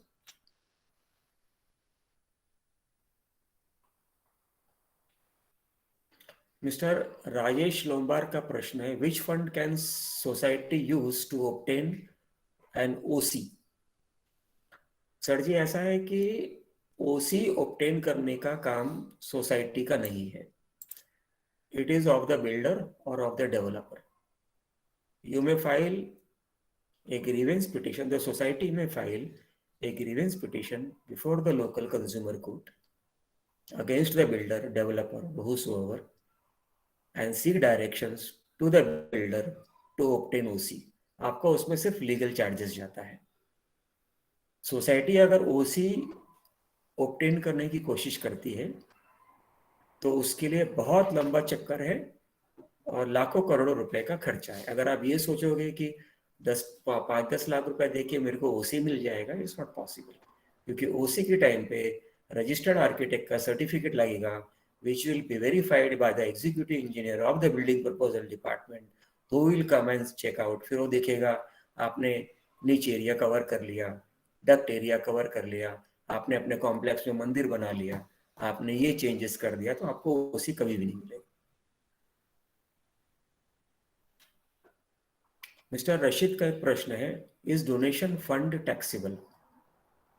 Society को जो donation receive किया और donation fund के FD में डाल दिया वो taxable नहीं है, लेकिन डोनेशन फंड के ऊपर जो इंटरेस्ट आएगा, जो इनकम इंटरेस्ट आएगा, वो पक्का टैक्सेबल है.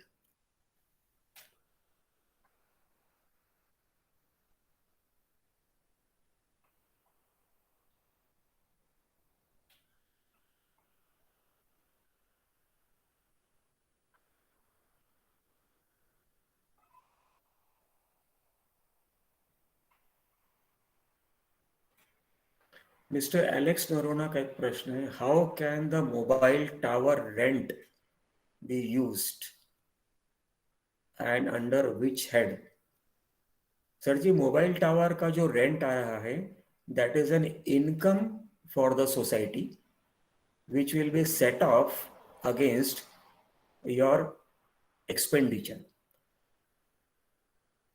कोऑपरेटिव डिपार्टमेंट ने मोबाइल टावर के ऊपर एक डायरेक्टिव भी निकाला है जिसमें यह कहा गया है कि मोबाइल टावर का 50% रेंट मेंबरों में बांट दो, बाकी 50% आप एक्सपेंडिचर में यूज कर लो. वो अलग टॉपिक है, but there is no such thing as mobile tower fund. जो रेंट आया वो इनकम है, उसको वापरो, उसको खर्चा कर दो और खत्म कर दो. और खर्चे में खत्म होने के बावजूद भी अगर कुछ बच जाता है तो जो बचा हुआ जो रेसिडुअल पार्ट है, इनकम ओवर एक्सपेंडिचर, उसको रिजर्व फंड में ट्रांसफर कर दो.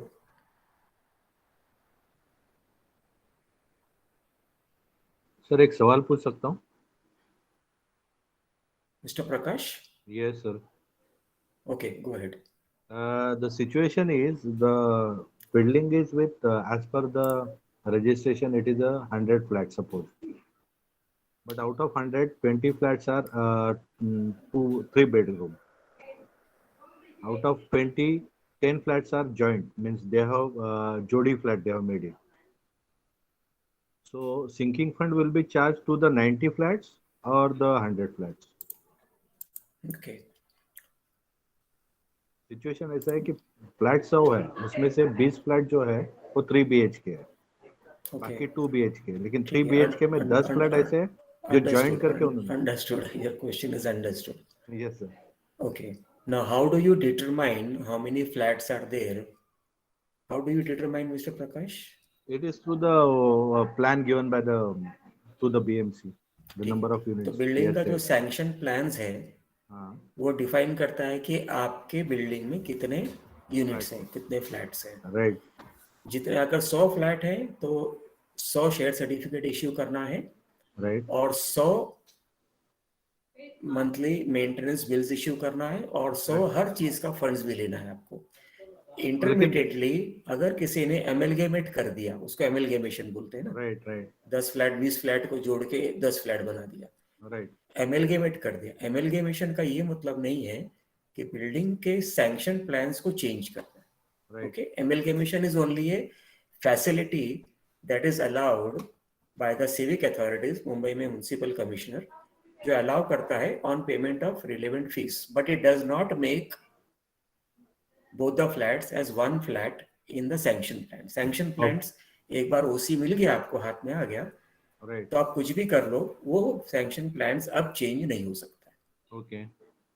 सैंक्शन प्लान्स में एक ही चीज चेंज हो सकती है, वो ये है कि सैंक्शन प्लान में 100 फ्लैट्स को रेसिडेंशियल यूनिट्स बताया गया हुआ है. राइट. 5 यूनिट बोलता है कि मुझे इसको कमर्शियल चेंज ऑफ यूजर करना है. I want to use it for office or for clinic or for non-residential usage. Right.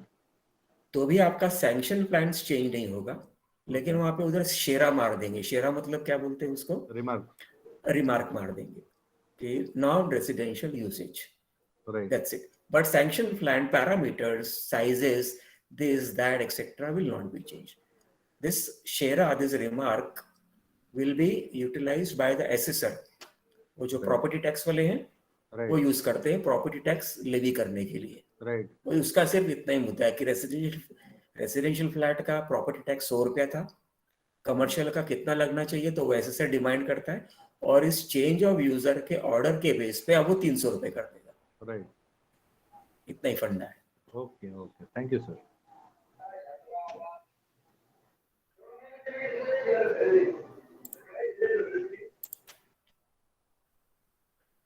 Okay. Mister Sanjeev Shah का एक नया प्रश्न है, are this funds to be collected every quarter और one time?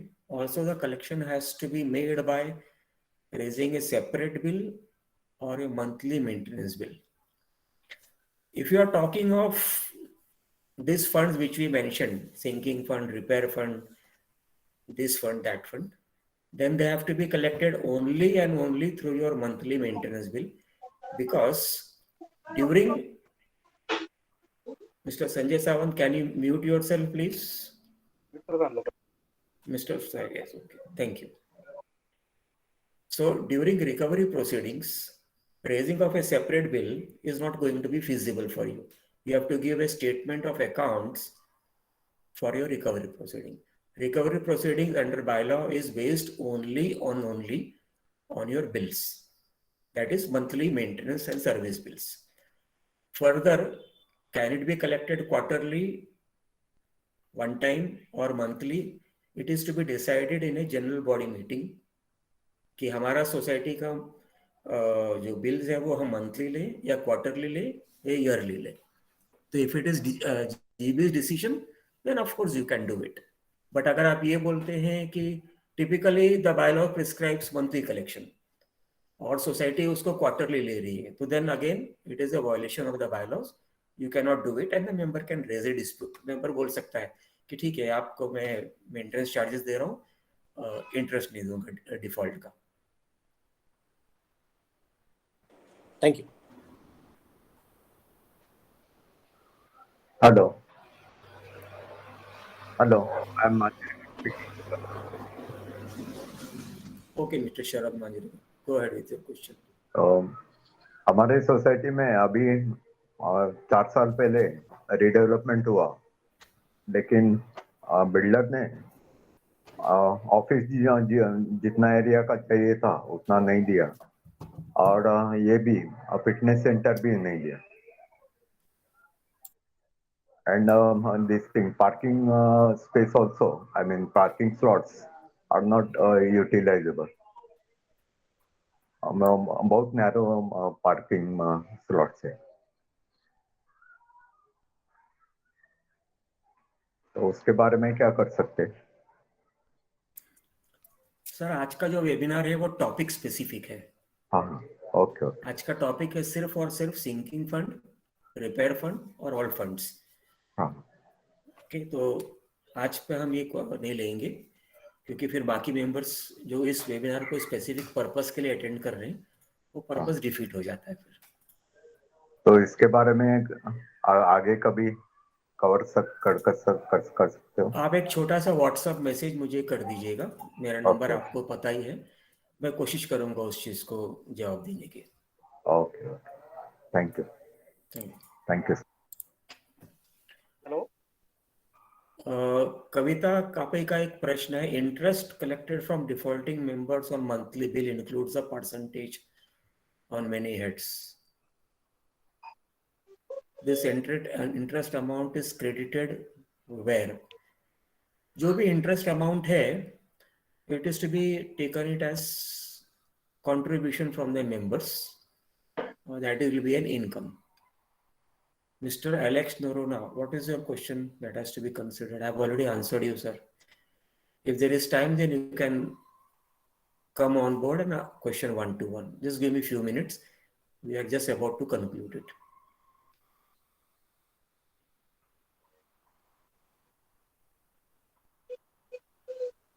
Hello. Mr. Kavita का प्रश्न है, can charges be collected without ratification or passing in general body? Society का कोई भी चार्जेस, किसी भी तरह का चार्जेस जनरल बॉडी के रेजोल्यूशन के बगैर कलेक्ट करना वायलेशन ऑफ द बायलॉज है, वायलेशन ऑफ द लॉ है, not allowed. Hello. Please hold on, let me complete the chat box questions, then I'll come back, sir.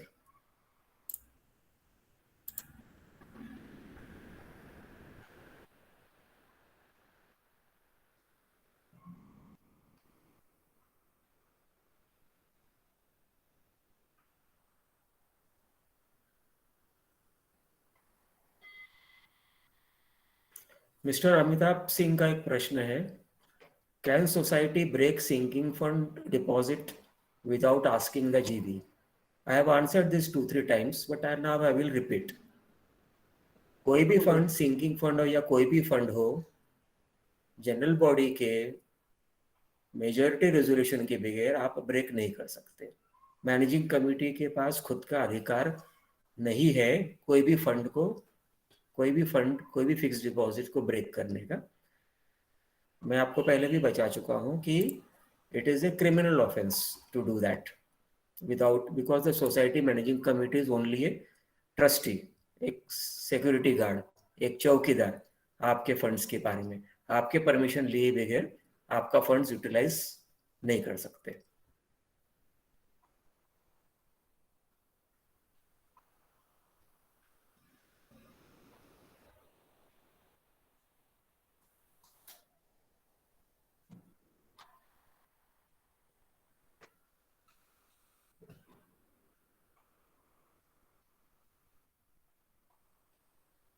Mister Rajesh का एक प्रश्न है, if the MC has pass the GB resolution for major civil fund last 2 years back but statement of account is delayed, so what is the legal remedy? Well, अगर funds collect किया हुआ है, account नहीं दे रहे हैं, तो जैसे पहले भी बताया मैंने कि आप रीऑडिट करवा सकते हो, आप इंस्पेक्शन करवा सकते हो, काफी कुछ चीजें हो सकती हैं। Okay, mister Sanjay Sawant, your प्रश्न please, your question please. Mister Sanjay Sawant. Hello, yes mister Sawant, पूछिए sir. can you hear me? Yes. Yeah. We are collecting rent 5,000 for every year from owner. You are collecting what? 5,000. As 5,000 what? for the rent charges. Rent. Yeah. Okay.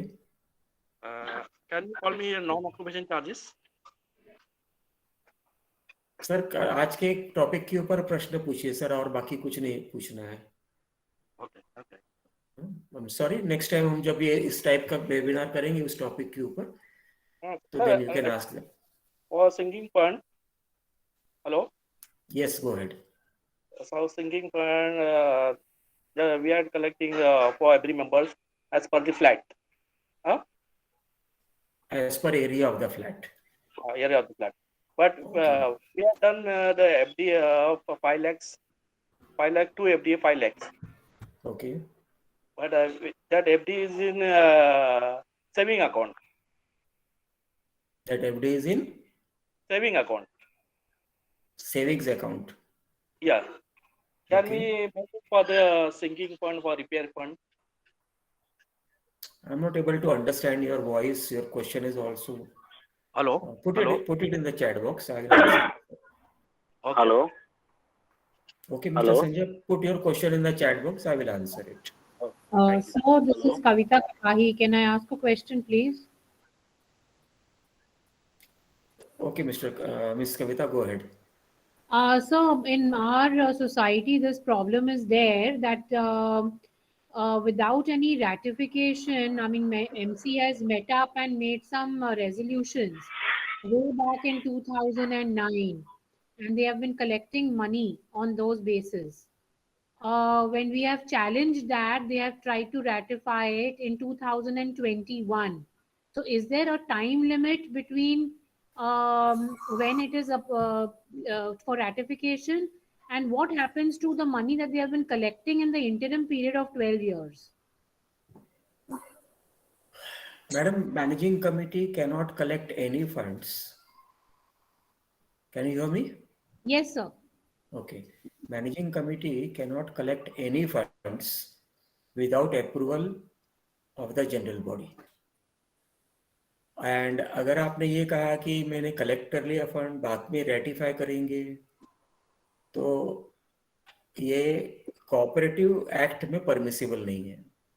Subsequent ratification is not permissible, है ना, जिसको बोलते हैं ना post de facto, वो permissible नहीं होता है।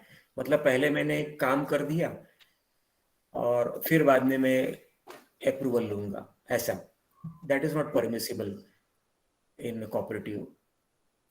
Is there societies. any bylaw for that, sir? Any section? You can refer section 75 for this particular, it's a big section, but you can understand. Okay, Okay. under section 75, you have got an agenda, you have got a notice, and then agenda, and then a Yeah. general body resolution has to be there. So, but they have been collecting this amount in the interim period. So, what is the relief that I can get? Legal relief is possible only in the cooperative court. Okay, sir. Okay. Mr. Kiran Bhosle, you wanted to ask something? Hello. Mr. Hello. Kiran, yes, Mr. Kisan Bhosle.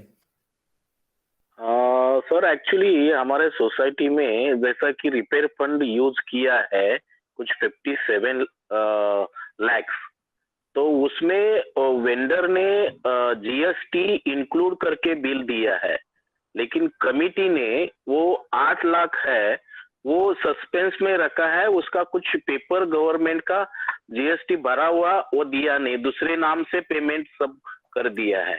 ये prove है अपना बॉयलॉज के हिसाब से? आपने जो बताया वो फाइनेंशियल जालसाजी होती है, ठीक है ना, it is a financial fraud. तो आपके मैनेजिंग कमेटी ने अगर जीएसटी नहीं काटा है या नहीं भरा हुआ है कोई भी फंड के ऊपर, तो वो जालसाजी में आता है। तो उसको आप डेप्यूटी रजिस्ट्रार में कंप्लेंट करके इंक्वायरी लगाओ, और आप क्रिमिनल कोर्ट में भी कुछ मेंबर मिलके क्रिमिनल कोर्ट में भी केस फाइल कर सकते हैं। अच्छा, मतलब ये गैर कानूनी है, मतलब ऐसा? यस, इट इज गैर कानूनी, टोटली गैर कानूनी। Okay, thank you sir. जैसे कि आपने कुछ काम करवाया, अनिल शर्मा से काम कराया, समझो 10 लाख रुपए का, उसके ऊपर जीएसटी होता है लेटेस्ट से 1.5 लाख रुपया या 1.80 लाख रुपीज होता है, और वो बचाने के लिए छोटे छोटे बिल्स अलग अलग टाइप के ले लिए, लेकिन एक्चुअल एक्सपेंडिचर तो आपने बड़ा कर ही दिया हुआ है ना। हाँ, तो अगर आप 57 GST लाख का अथॉरिटी उन्होंने जीएसटी, इसमें क्या है दोनों इन्होंने। Let me complete sir.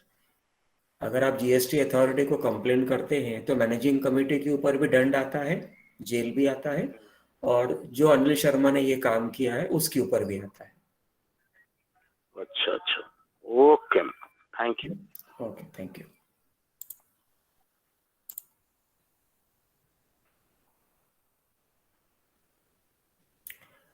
There is a question by Mr. Hemant Mirji. What is the approximate average charges being charged by architect for issuance of the construction certificate? And is it necessary that the said certificate has to be necessarily issued by the architect of the building? Mr. Hemant Mirji, ऐसा है कि वो architect मर गया, गुजर गया, भाग गया, शिफ्ट हो गया दुबई में, तो आज के दिन पे जो भी पैनल रजिस्टर्ड आर्किटेक्ट आपको जहां से भी मिलता है, प्रेफरेबली बीएमसी पैनल में हजारों आर्किटेक्ट हैं, अगर आप बॉम्बे में, तो आप उनको किसी से को भी सम्मान कर सकते हैं। वो आके सर्वे करेगा आपके एरिया को, आपकी बिल्डिंग को देखेगा कि वो आरसीसी बिल्डिंग है या और किसी टाइप की स्टोन की बिल्डिंग है, आपके लिफ्ट क्या लगी हुई है, आपका एसटीपी क्या लगा हुआ है, आपके फ्री एरिया कितना है, वगैरह वगैरह सारा वैल्यूएशन निकाल के आपको बताएगा कि आपका कंस्ट्रक्शन कॉस्ट क्या आता है। तो you can appoint any architect who is a registered architect. There are several architects who are not registered, they are diploma holders also, but you should not engage them because this certificate has to have some legal standing at times of dispute. Mr. Suresh Padi has a question. Can society invest funds in government securities? Yes, it is possible. 100% possible है, 1000% possible है। सारे government securities में society के सारे funds आप invest कर सकते हो, प्रोवाइडेड फंड्स में भी ऐसा फंडा है कि कुछ funds are only for individuals. जैसे मिस्टर सुरेश के लिए एज ए इंडिविजुअल के लिए वो फंड इन्वेस्ट करने का प्रोविजन है। कुछ funds are allowed for corporates also, for legal entities also, for legal bodies also. So that is why I said कि कौन सा गवर्नमेंट सिक्योरिटी में इन्वेस्ट करना है वो आपको एक सेबी रजिस्टर्ड फाइनेंशियल एडवाइजर का रिपोर्ट लेना होगा, तो ही आप आगे बढ़ सकते हो उसमें। अपनी मर्जी से आप इन्वेस्ट नहीं कर पाओगे। जैसे उदाहरण के तौर पे पोस्ट ऑफिस में एक मंथली इनकम स्कीम है, ओके, वो खाली इंडिविजुअल्स के लिए है, तो सोसाइटी नहीं कर सकती। लेकिन आपने डिसीजन ले लिया कि नहीं मैं तो यहीं पे डालूंगा करके, so these are all things which you should not be doing it, which is illegal. Suresh पड़िया बोल रहा हूँ। हाँ जी। ये जो गवर्नमेंट बॉन्ड्स आते हैं तो जिसमें थोड़ी आपको इंटरेस्ट करीबन 7 से 8% मिलता है, जो बेसिकली एफडी से ज्यादा है, तो वो सोसाइटी कर सकती है लीगली कि नहीं कर सकती? सर क्या आपकी आवाज क्रैकल हो रही, मुझे सुनाई नहीं दे रही ठीक से। सर अभी Yes. आवाज आ रही है? अभी आ रही हाँ है? बोलिए। हाँ, ये जो गवर्नमेंट कुछ सिक्योरिटी के बॉन्ड्स है जहाँ पे 8% नहीं आ रही सर, आपकी आवाज नहीं आ रही है ठीक से सर, आप थोड़ा अच्छे लोकेशन में जाइए फिर बात करिए। एक मिनट है सर। हेलो, हाँ बोलिए। अभी आ रही है मेरी आवाज sir? Yes please mister Padiya बोलिए। हाँ सर। तो जहाँ पे कुछ 8, 8.5 या 8% के आसपास मिलता है, तो वहाँ पे हाउसिंग सोसाइटी कर सकती है लीगली कि नहीं कर सकती सर? इंटरेस्ट रेट का तो मुझे पता नहीं है, हाँ लेकिन सारे गवर्नमेंट के सिक्योरिटीज में जहाँ पे भी ज्यूरिस्टिक बॉडी या लीगल बॉडी, लीगल एंटिटी को अलाउड है इन्वेस्ट करना, वहाँ पे आप कर सकते हो। एंड मुझे सरप्राइज हो रहा कि कौन सा गवर्नमेंट सिक्योरिटी आपको 8% दे रहा है आज के दिन में। It is just next to impossible sir, आप थोड़ा सा अपना होमवर्क कर लीजिए। नहीं, बिल्कुल कर लूंगा सर। ये जस्ट मुझे इन्फॉर्मेशन आई थी, इसके लिए मैं कोई तो मुझे बता रहा था, इसके लिए मैं आपके साथ शेयर कर रहा हूँ। मैं भी वेरीफाई करूंगा। आपकी बात सही है कि 8% से ज्यादा नहीं मिलता है, बात सही है आपकी सर। आप ऑफ कोर्स शेयर मार्केट में भी पैसे डाल सकते हो, इक्विटी मार्केट में भी डाल सकते हो। Society of course. अच्छा, यस। तो वो उसके लिए परमिशन लेनी पड़ती है सर कोऑपरेटिव डिपार्टमेंट? कोई परमिशन की जरूरत नहीं है। जैसे मैंने अभी प्रोसीजर बताया कि आप सेबी रजिस्टर्ड फाइनेंशियल एडवाइजर का रिपोर्ट लो, वो आपको बताएगा कि आपको कहाँ का इन्वेस्ट आप कर सकते हो। So society can invest in equities, correct sir? Society can invest in equities, it can invest in debenture, it can invest in mutual funds. Okay. And all the bonds, mostly all the bonds of railways, railway bonds, yes. Housing society, finance companies में invest कर सकते हो वगैरह। अच्छा, और उसके लिए AGM की परमिशन लेनी पड़ेगी सर? 1000% लेनी पड़ेगी। ओके आपका फंड नहीं है ना सर, वो फंड नहीं, आपका नहीं है, वही हाँ, वही बॉडी सर का फंड है। हाँ, तो जिसका फंड है पहले उसको तो पूछ लो कि आपका पैसा इन्वेस्ट करूँ या नहीं करूँ वहाँ। नहीं, वो बात सही है। और AGM को ये करने के लिए मुझे तो कुछ उनको under which section of bylaws this is possible, वो कैसे मैं ढूंढ पाऊँ सर? वो सेक्शन 75 में लिखा हुआ है कि आपको AGM कैसे कॉल करना है। आपके बायलॉज में भी ढूंढ लीजिए कि आपको AGM कैसे कॉल करना है, उसमें मिनिमम एजेंडास क्या क्या होना चाहिए, वो सब आपको उसमें दिखाई देगा under section 75। Okay sir, thank you sir.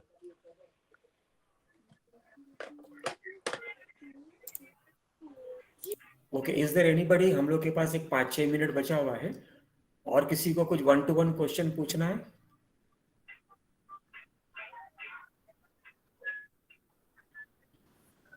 So Kavita Kapahi again.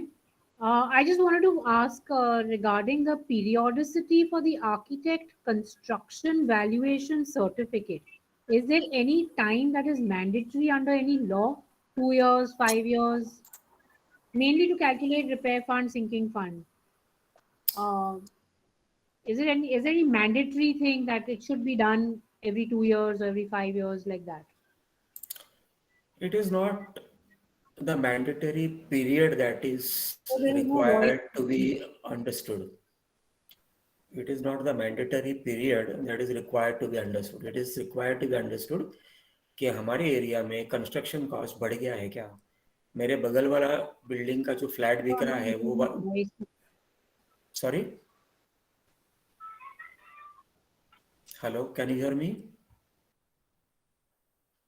Okay, But I will straight answer.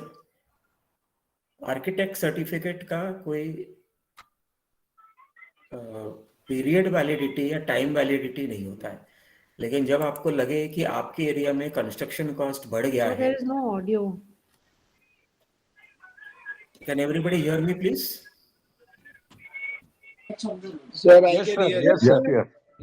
Yes, sir. Yes, sir. Yes, sir. Okay, thank you. So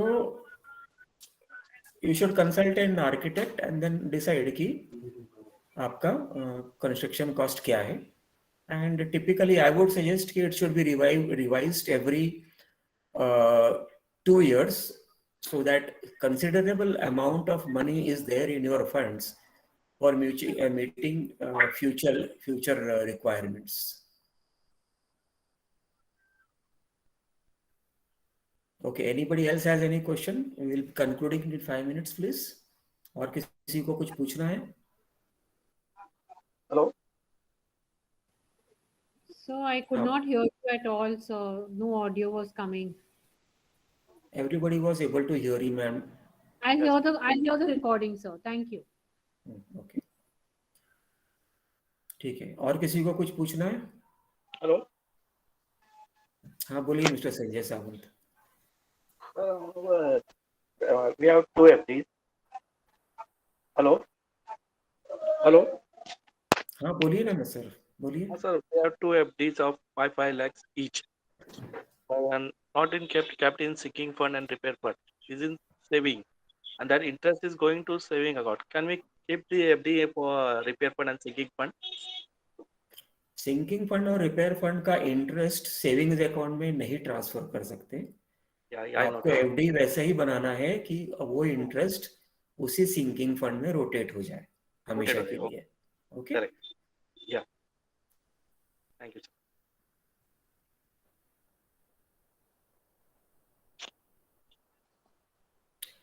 okay, if there are no other questions, हम लोग conclude करें webinar दोस्तों के permission से.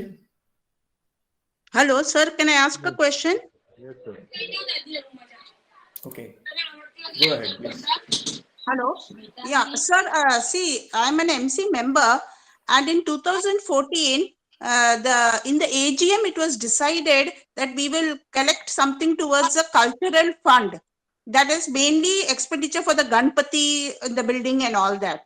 And last 2 years, the members who are handling the fund, they don't take the permission of the MC for spending money, and they don't inform all the members about lunch, dinner and all.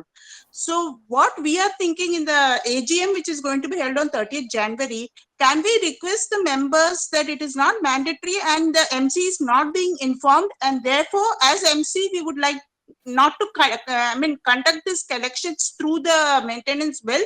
Whoever wants, let them do it independently on their own. Can we tell the members frankly all these things and stop the collection? You can tell the members anything you like, as it is in most societies.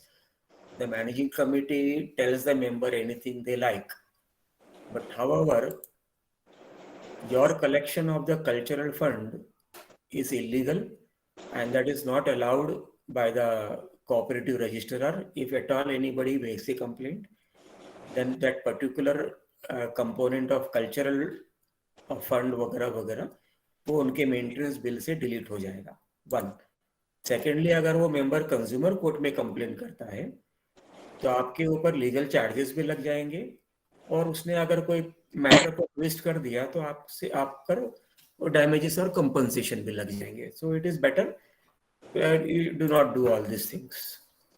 Thank you very much, sir. Thank you. Yeah. Hemant sir, can I interrupt here?